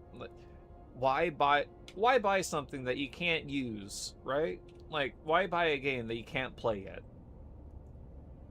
Just for it to come out and maybe have a chance to disappoint you later. So get what you could get tangible.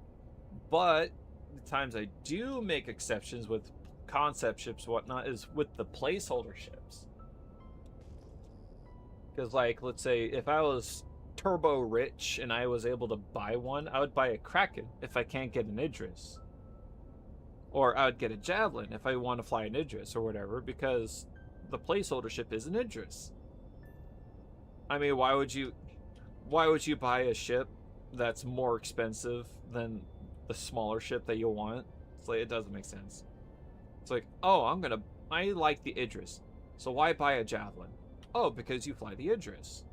It doesn't make sense, but I would love to get a Javelin. But you need 3,000 referrals to get the Javelin, and let's be real, that's not going to happen. I would love to referral people to this game, but nah. I know for a fact, like, even if I tried to go for 3,000 referrals, it's not going to happen. And it's not because I don't want to like refer people to this game. I love this game, and I think it is worth playing because it does have its ups and downs, and there are ways to enjoy the game without being absolutely upset about it. But it's the situation of I don't think I'm just entertained. I don't think I'm entertaining enough to warrant 3,000 referrals. And besides, I would prefer to refer people to this game when it's a little bit better. It's getting better. It's getting there, but it's still got a long ways to go.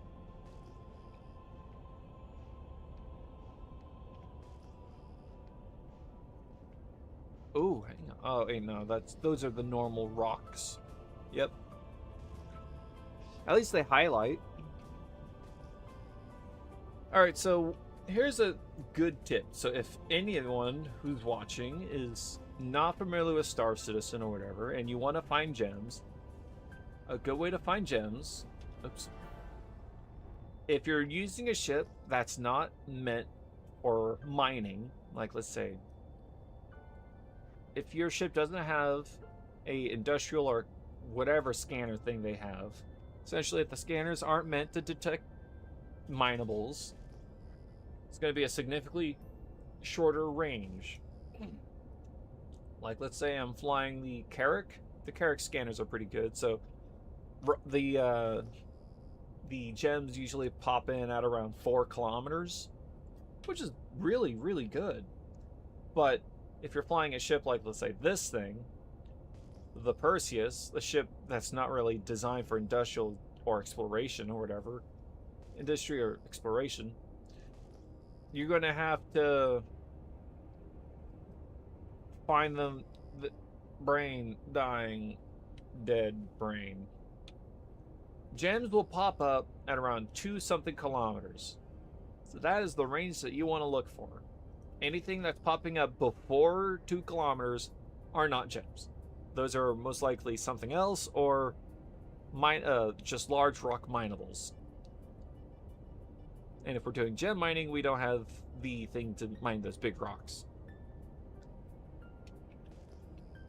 I do like that the worms aren't popping up on the signature thing. They're just popping up to pop up.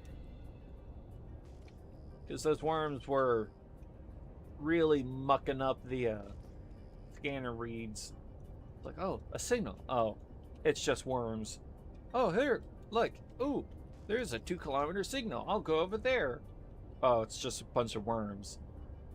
Hello, welcome to the stream. Oh, here we go. Here's the signal. It'll be hilarious if it was, unironically, a bunch of worms. It's more Galacticite. I'm currently playing Star Citizen, and I am flying around looking for gems to mine. And I'm flying by a lot of worms. Oh, wait, hang on. We got a signal over there.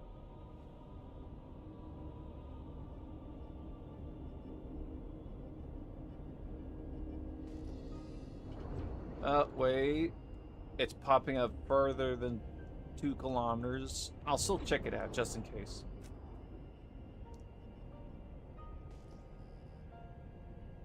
Yeah, usually the rock would pop up by now, so maybe. Oh, it's just worms. I should probably run with the lights on. I do not see the ground.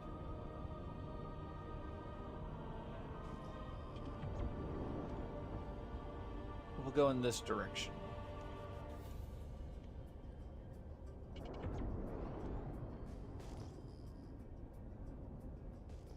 So what I'm doing is I'm sending out a ping. I'm pressing tab to send like a sensor ping or whatever. It highlights the ground. But that's just showing you like that's like your ping going out. I like that personally because if it's like really dark and you can't see the ground, well, that lets you see the ground without having to go in third person or something, which is really nice, especially if it's like too dark for you to see. It will save your life. But what I'm doing is I'm sending out frequent pings because I'm sweeping the surface for gems. Gems will pop up at around Guy raging in chat. It's not working, at least. That's why I like to leave global chat up sometimes, is because sometimes they talk about funny stuff. And then sometimes they bring up worldly politics and it gets very controversial and uncomfortable to keep reading. It's like, this is a video game. Keep that stuff out, you know? It's like, politics is politics. There's not, like, you could talk about it so much, but it's like, come on now, don't bring that up. We're here to have a good time. Unless you find talking about politics a good time, then I don't know about what you find a good time is. But yeah, so I'm currently flying around, sweeping for gems. Gems will come up on my scanners at around 2 kilometers, so I have to just fly and just around and hope that I come across them. It's like a hammerhead shark sifting for a stingray. You just got to stay low and slow and hope that you come across one, and then you could grab it. Worms. Those were definitely worms. Or it did come up on my little scanner doodaddy thing, so I'll turn around and I'll come about and check it out. Those are worms.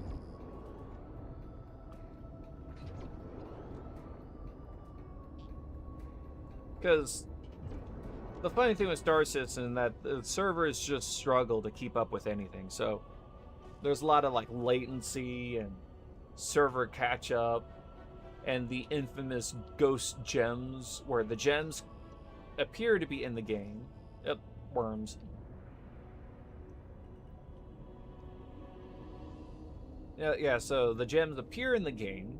They look like they're there. You can see them. They appear on your scanner, but when you try and scan them specifically, they just don't come up. And that is the tell. That is the tell that tells you that those gems are not there. They look like they're there. When you're flying around, the ping shows that they're there. But when you get down into your mining vehicle and you try and scan them directly, they're not there. And when you shoot them with the laser to try and mine them, it just goes through the rock and it just shows you that it's not there. It's annoying, but that's just how it is because the game hasn't caught up and apparently it just doesn't want to spawn those gems anymore. So you're forced to move on to a different patch.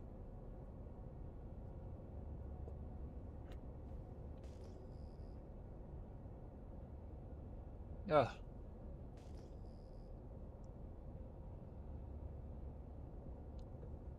This week, I am not streaming Space Engineers. I'm doing Star System because there's cool things going on.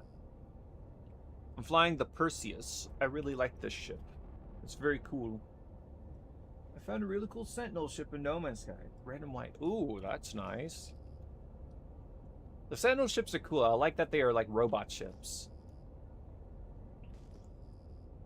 Man, I'm just having no luck finding gems. That's a 4 kilometer. I still inspect 4 kilometer signals because you never know.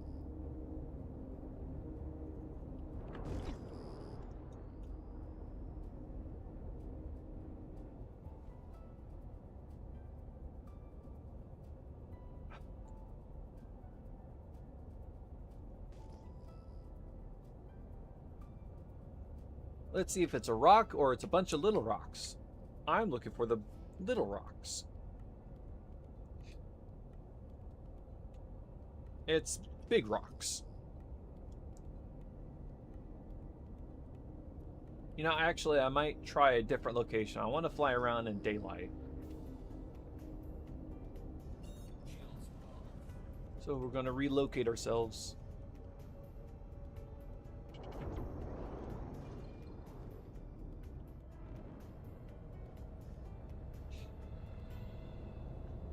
Turn the lights off. Because you show up like a little glowing orb in the distance for people.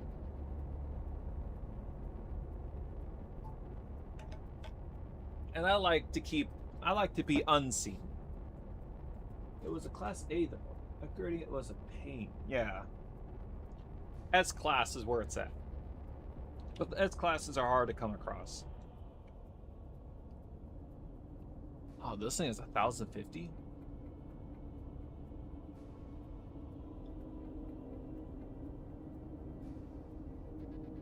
Wait a minute. Can I even? This is like, if it shoots me through the planet, I will die. Oh, that was scary.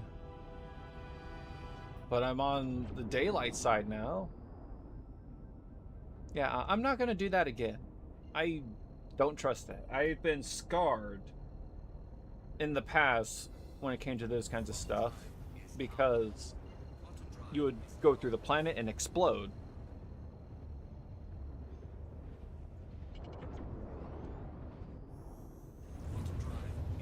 There we go. That's what I wanted. We're going down to the blue. Last time I went down to the blue in the Perseus, I got black screened thrown back to the orbital station, and my ship was gone. That was fun. Got planes over there.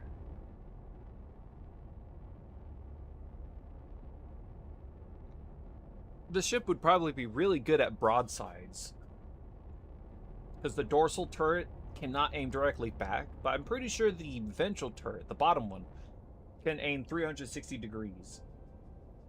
I haven't tried it yet. I still need to go into Arena Command and check out the capabilities of these guns. Though it is very annoying that the guns don't aim at a certain elevation.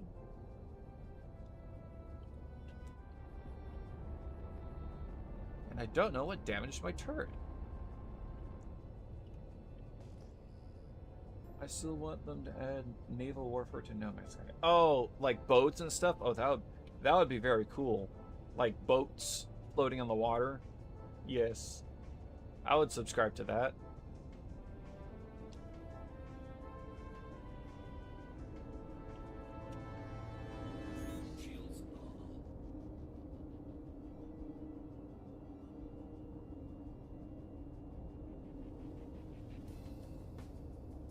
Oh, that's a pretty mountainous area. Oh, Space Navy. Oh, yeah, that would be cool, too. That would probably be better. Like freighters actually blowing stuff up and stuff with their guns. Because, you know the pirate freighters, right? They have these cool, awesome guns, but when you capture one, it just doesn't do anything. It's disappointing, but it's cool nonetheless.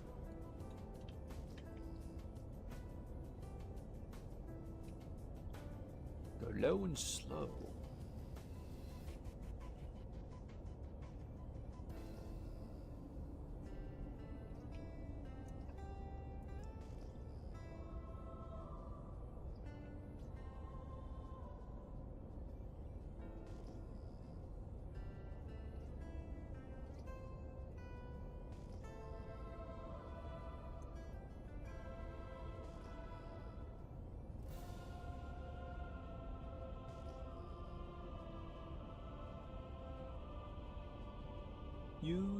You can sort of trick freighters into fighting, and siege cannons are very effective. Ah. That's cool. No Man's Sky is like one of the best games out there in terms of space, in terms of like a space game genre. It turned out to be one of the worst games ever to release, just for it to become one of the best space exploration games out there on the market. Like the game developers went from terrible to great, and it's nice to see. Like, it's nice to see that game company learn from their mistakes and like, okay, you know what? We hear you. We're gonna address these problems. Check it out. We got new content almost every year, almost every month, and it's always cool. It's good. I like it. I wish more companies followed their shoes.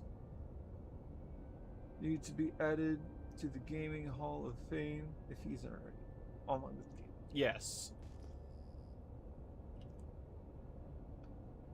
You know, the funny thing with Steam is I just find this hilarious.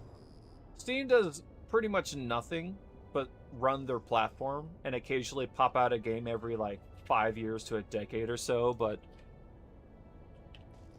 they pretty much do not much, really. They just run Steam, the platform, and it's hilarious that competitive, contemporary platforms cry about how Steam holds a monopoly on the gaming market whenever they try and get into the gaming market. It's like, well, what are you doing differently to give Steam competition? It's like, well, I don't know. It's like, yeah, see? It's like, well, we didn't have a shopping cart feature in our store for the longest time. It's like, okay, what else? We don't really support player reviews. It's a micro PC that fits in an entertainment. Oh, yeah. I heard that they are pricing it to compete with PC prices or something like that, but honestly, I don't know. It'll be very cool. The Steam, I heard about the Steam Machine. I heard all the good things about it, but what I'm really personally excited for is the VR headset. The VR headset looks great. And it has everything I want out of a VR headset. And if it's priced at around an index or a little bit more, like if it is in the $1,000 range, I wouldn't even mind. Because I have an Oculus Quest 2, and it's pretty cool, but it's not good for running games. It's not designed for it. Because I have to run games through my PC, through a wire, to play anything. I've been wanting to play No Man's Sky Distance and Parchment in VR. Yes, actually, No Man's Sky in VR is pretty cool. If your computer can handle it, that is. Come on, where are the gems? I'm in the blue. I'm in the blue zone. I want some gems to mine in the blue zone.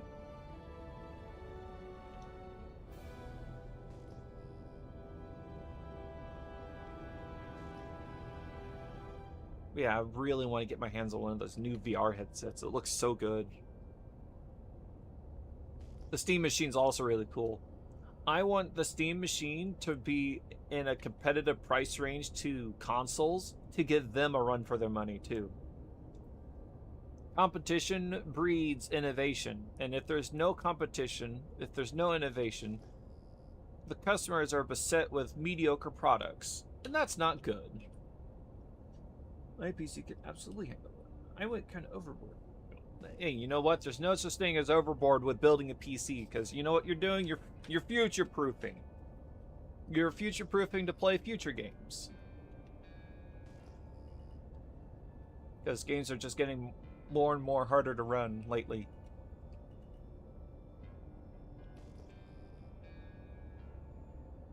The Oculus Quest 3, to my knowledge, is just like the 2. It's just more modern, I guess. But I'm pretty sure you could plug that into your computer with a cable and be able to play your Steam games on it.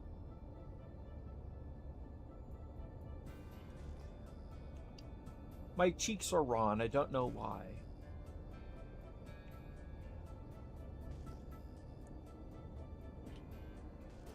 Main battery is offline.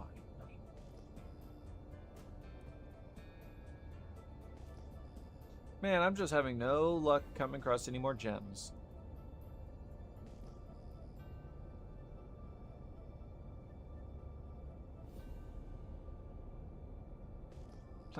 That's funny.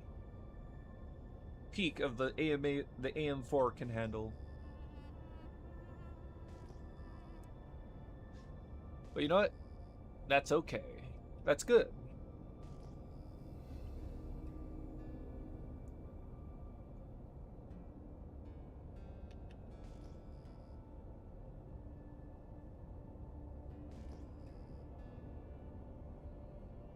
Man, I'm just having no luck. No more luck. No gems.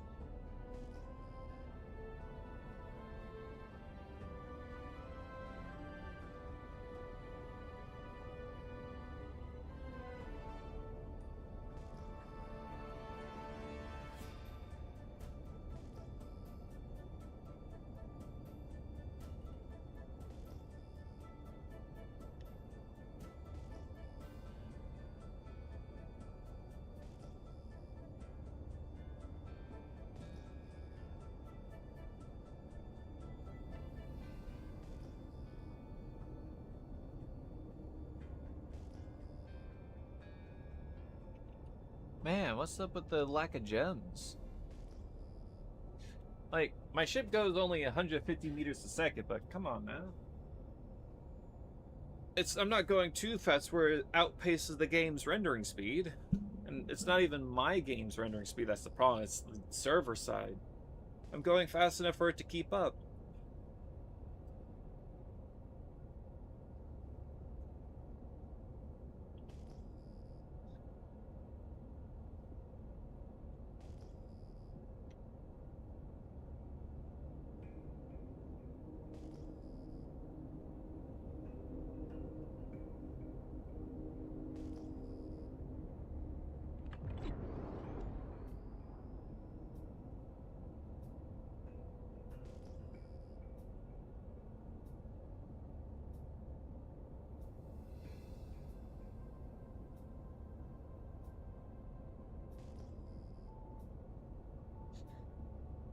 This is the arduous task of a gem miner. You just fly around looking for gems and hope you find some.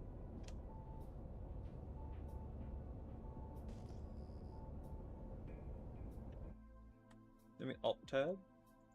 Ship is flying straight.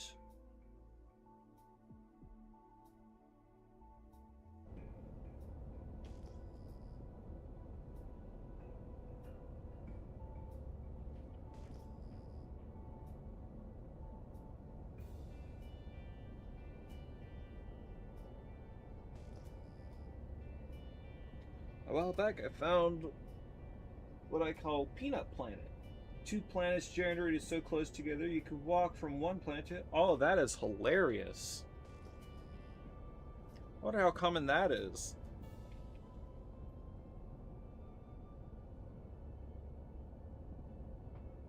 I love that you called it Peanut Planet, too.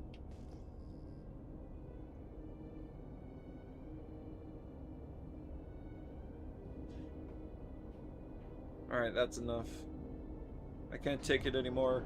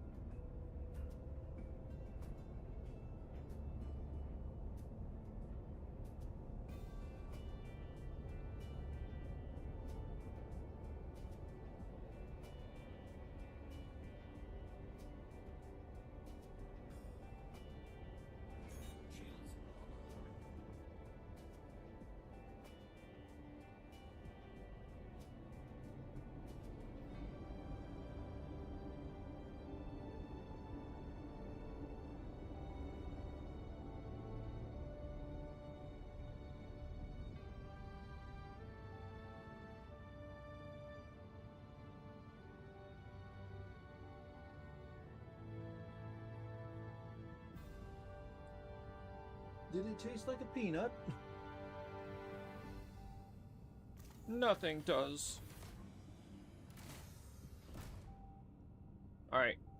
I'm gonna switch games.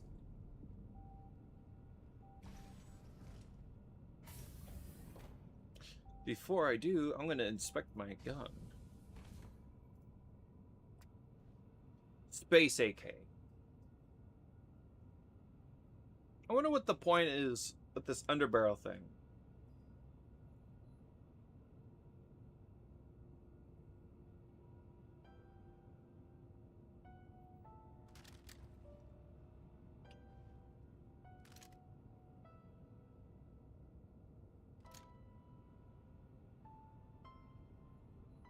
It's cool. I like it. It tasted like double gravity and a lot of purple. Purple stuff.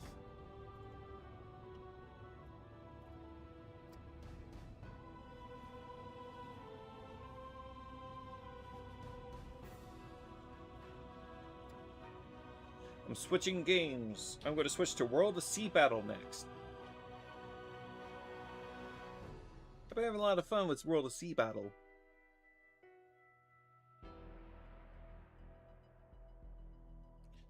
So the game is going to go offline. You'll be seeing some stars for a bit, but that's because I'm switching games.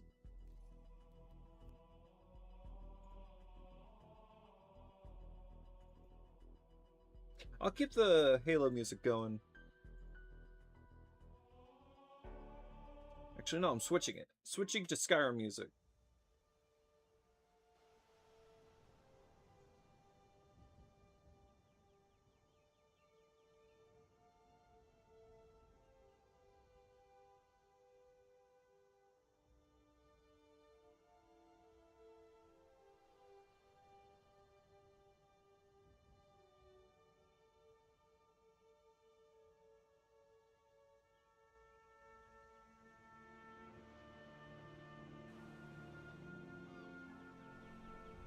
Ah, the Skyrim music. It's so nice. World of Sea Battle. There we go. Back to it.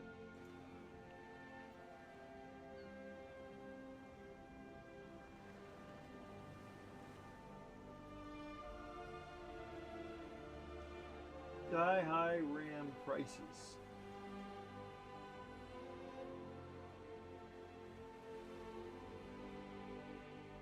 Alright, so how many coins do I have? I got 17 coins, and I need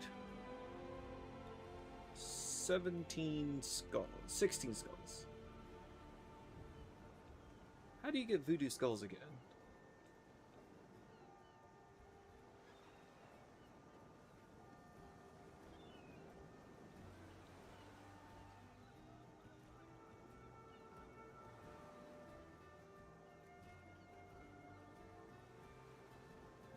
Oh, 32-pounder Stormbringer.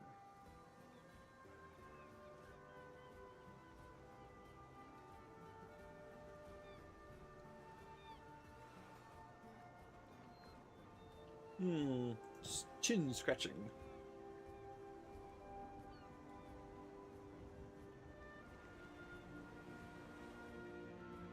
Whether it's a real skull or not, one can only guess. And to get what I need to get port purchase. So I should have one skull left. Yes.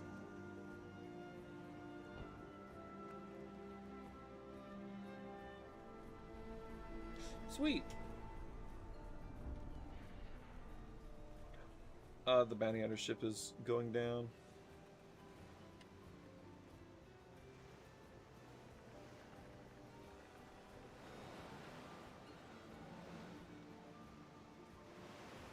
Little guy.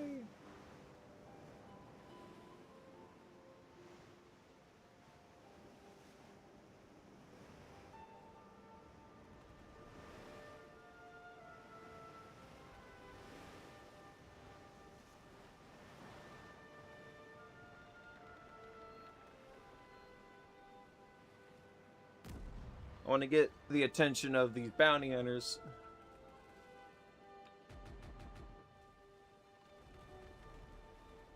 Ah, it didn't work. Let's see what's on the map. Ooh, here we go. Something up ahead. Let's get this guy really quick. 5 mercenaries are now on the team.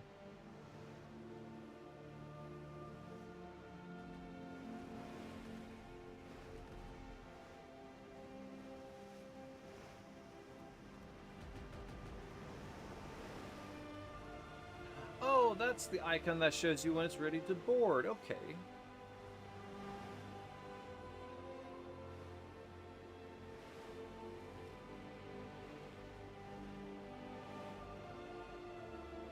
Sunken ship.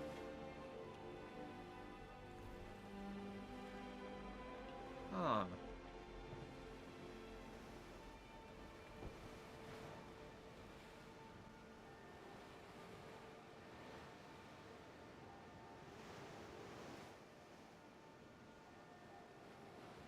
I got a set of little barrels.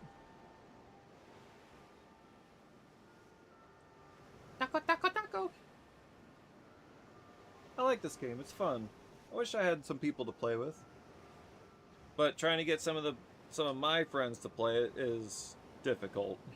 Because they're not interested in these kinds of games. But it's okay.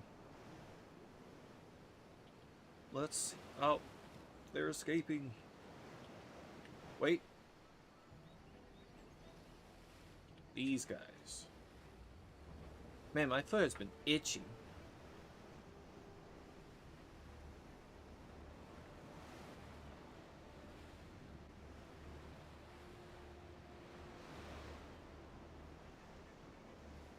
Polarimus. Look at all the fishing spots.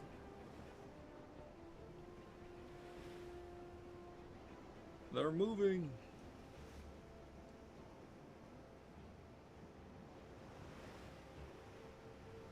Would you like to know more?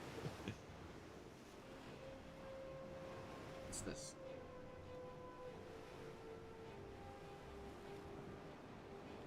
I mean, when you pick up these little consumables, you might as well use them because it's gonna expire, and if you don't use it, it's just What games do I play? I play all sorts of games, really. I play games like War Thunder, Battlefield, Warframe, Star Citizen, this game, Sea of Thieves, any game really. It's a matter of what I'm in the mood for. Because I got a really big library that I like to play from. But lately I've been playing this game lately. No, it's escaped to shallow waters.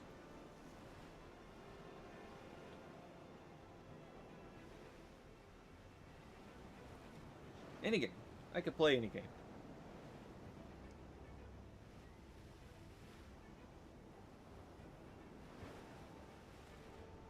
I have been wanting to play Rain World, but I'm holding off on some things. I'm holding off. Not because I don't want to play Rain World, but because I'm waiting. Can't say much on that. I like to keep people in the wonder. It's cryptic, I like it.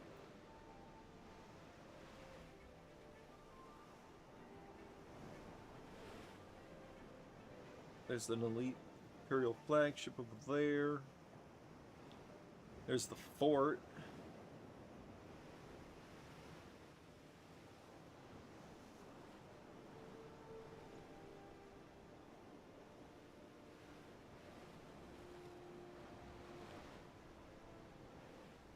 Oh, they're back. Oh, hey, there they are. Yes. It's a good one. Come at me. There we go.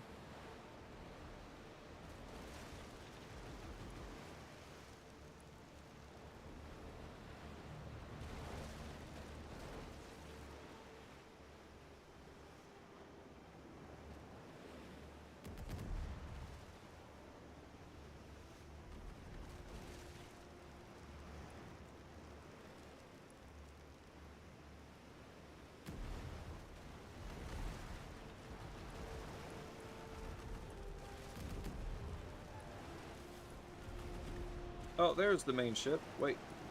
Where is it? Oh, it's over there.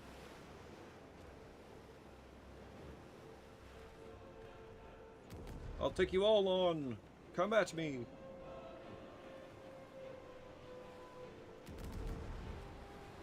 There we go.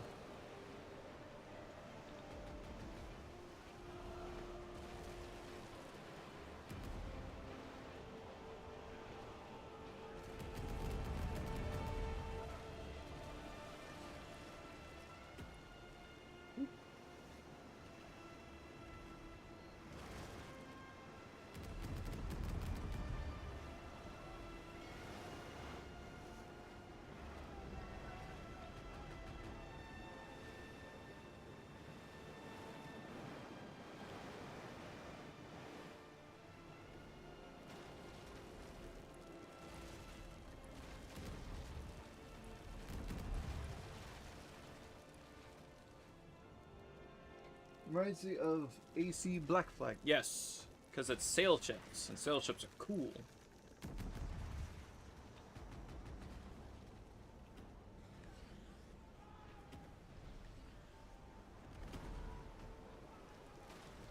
Come here. I'm gonna smack you.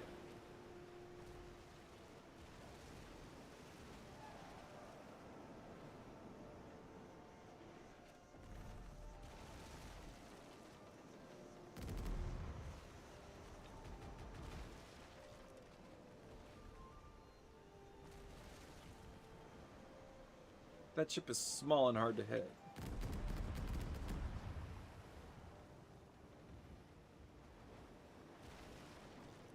Thankfully, I got a lot of guns on my ship.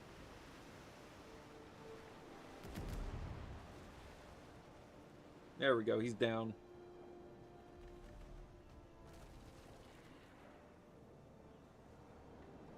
I'm out to sink pirates. Because I want their guns. They're transporting weapons, and I want those weapons.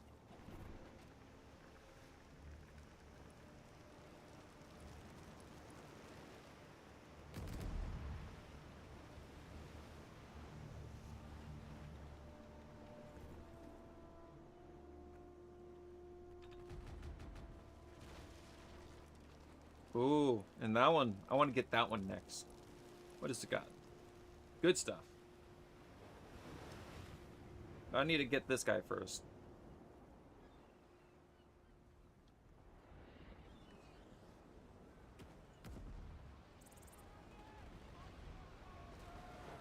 Do you update your stream name? No, I used to, but at this point I kind of just stopped. Because I have to stop the stream to get it going again. And I don't want to stop the stream. So I'm just gonna roll with it.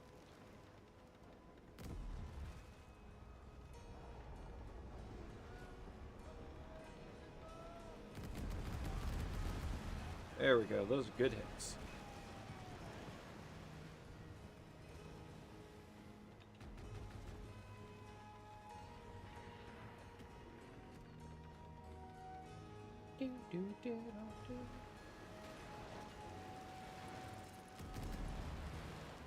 Got him. Where's that Imperial flagship? It's up there. Now that he is sunk, we could commence repairs. But if you're curious about this game is called World of Sea Battles. I think you can. No, it doesn't pop up. But yeah, it's called World of Sea Battles. It's a sailing game. It's free, and it's fun. Well, I find it fun. Things that I find fun are subjective. Oh, what's this? Oh, it's a person. I think he's in a Santissima. Join me, ally.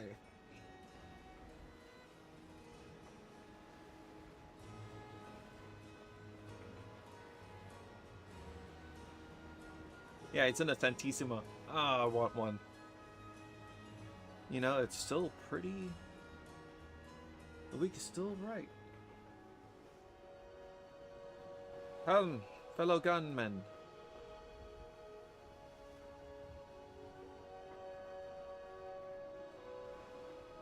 We have a convoy to catch.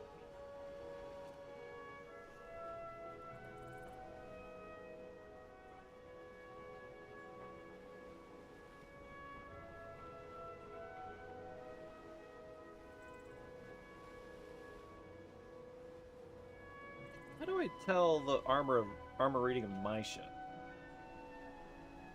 Oh, here. The Imperial ship is up ahead, to the north.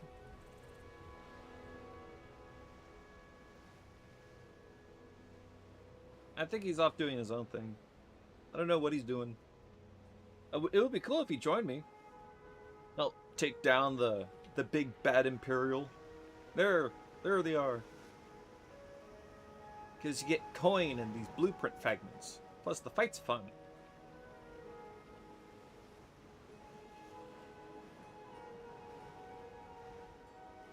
Little guy! Alright, let's pick a fight. Let's get them.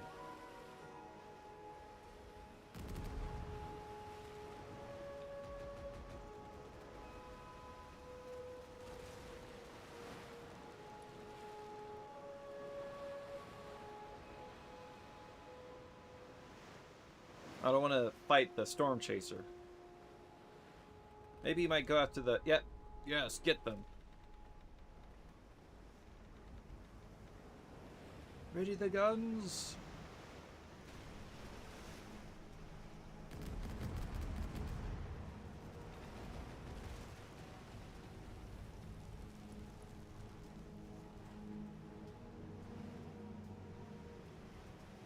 You know, I would put Pirates of the Caribbean music on because it's super fitting, but it's copyright, and the stream is going to get smitten into the ground if I did.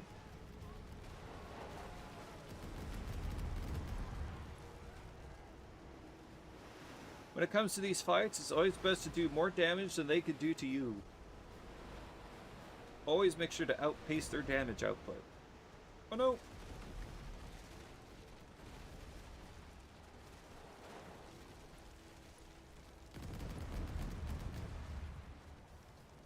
Well, Storm Chaser got caught in the way.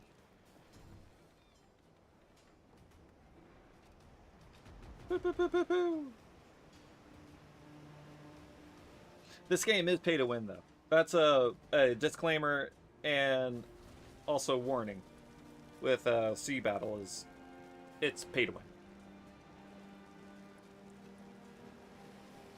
Because you can easily buy yourself your first rates and be good and stuff.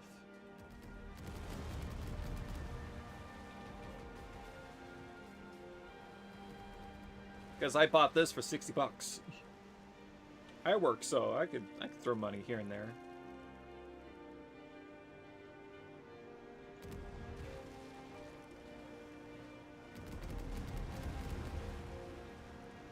I don't want to board this thing. He has more crew than me.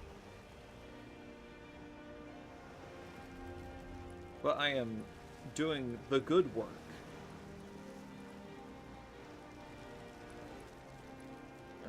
Fire! I wonder what that little ding is for.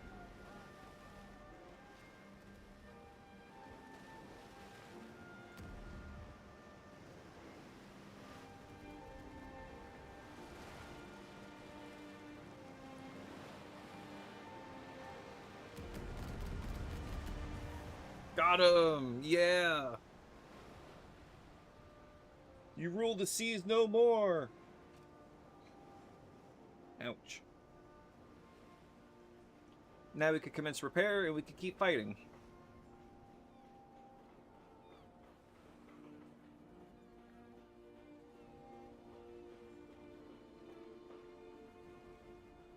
We're getting map fragments. If we get 100 map fragments, we could put together a map and get a cool ship out of it.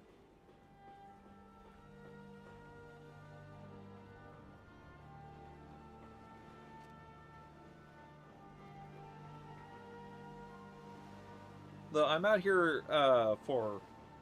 Did you update your stream name? No. Oh wait, no, that's been there.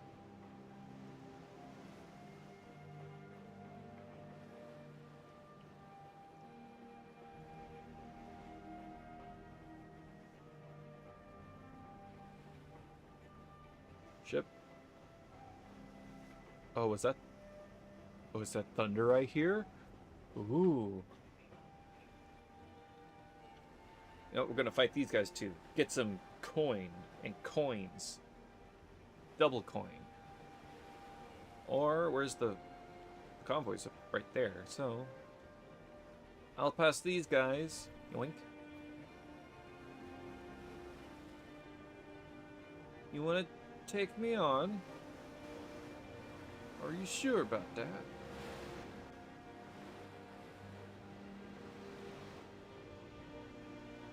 It's like, he's the first rate. Maybe we should just move on.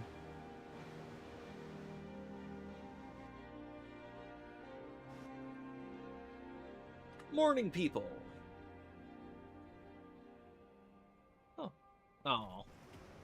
Oh.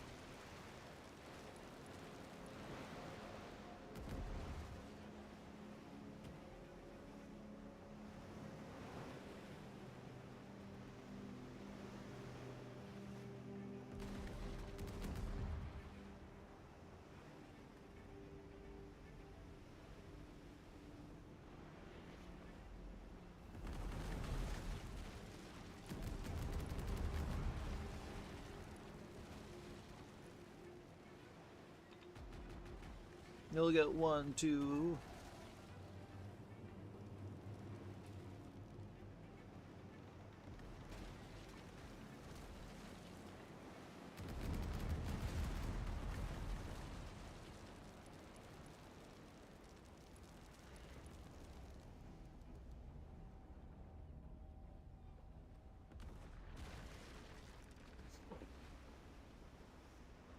Transports cannons. But I want those cannons. Here, let's see if I can board them.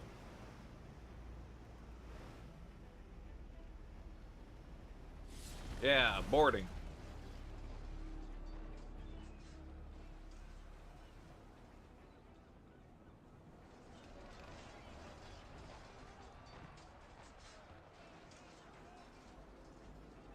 Rob and set on fire.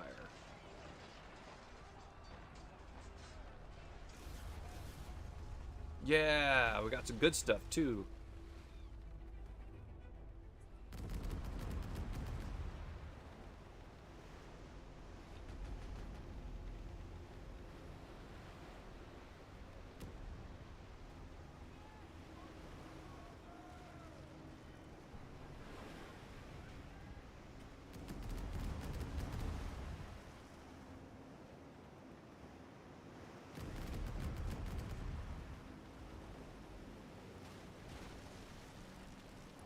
Alright, I think we should head back and deposit our goodies.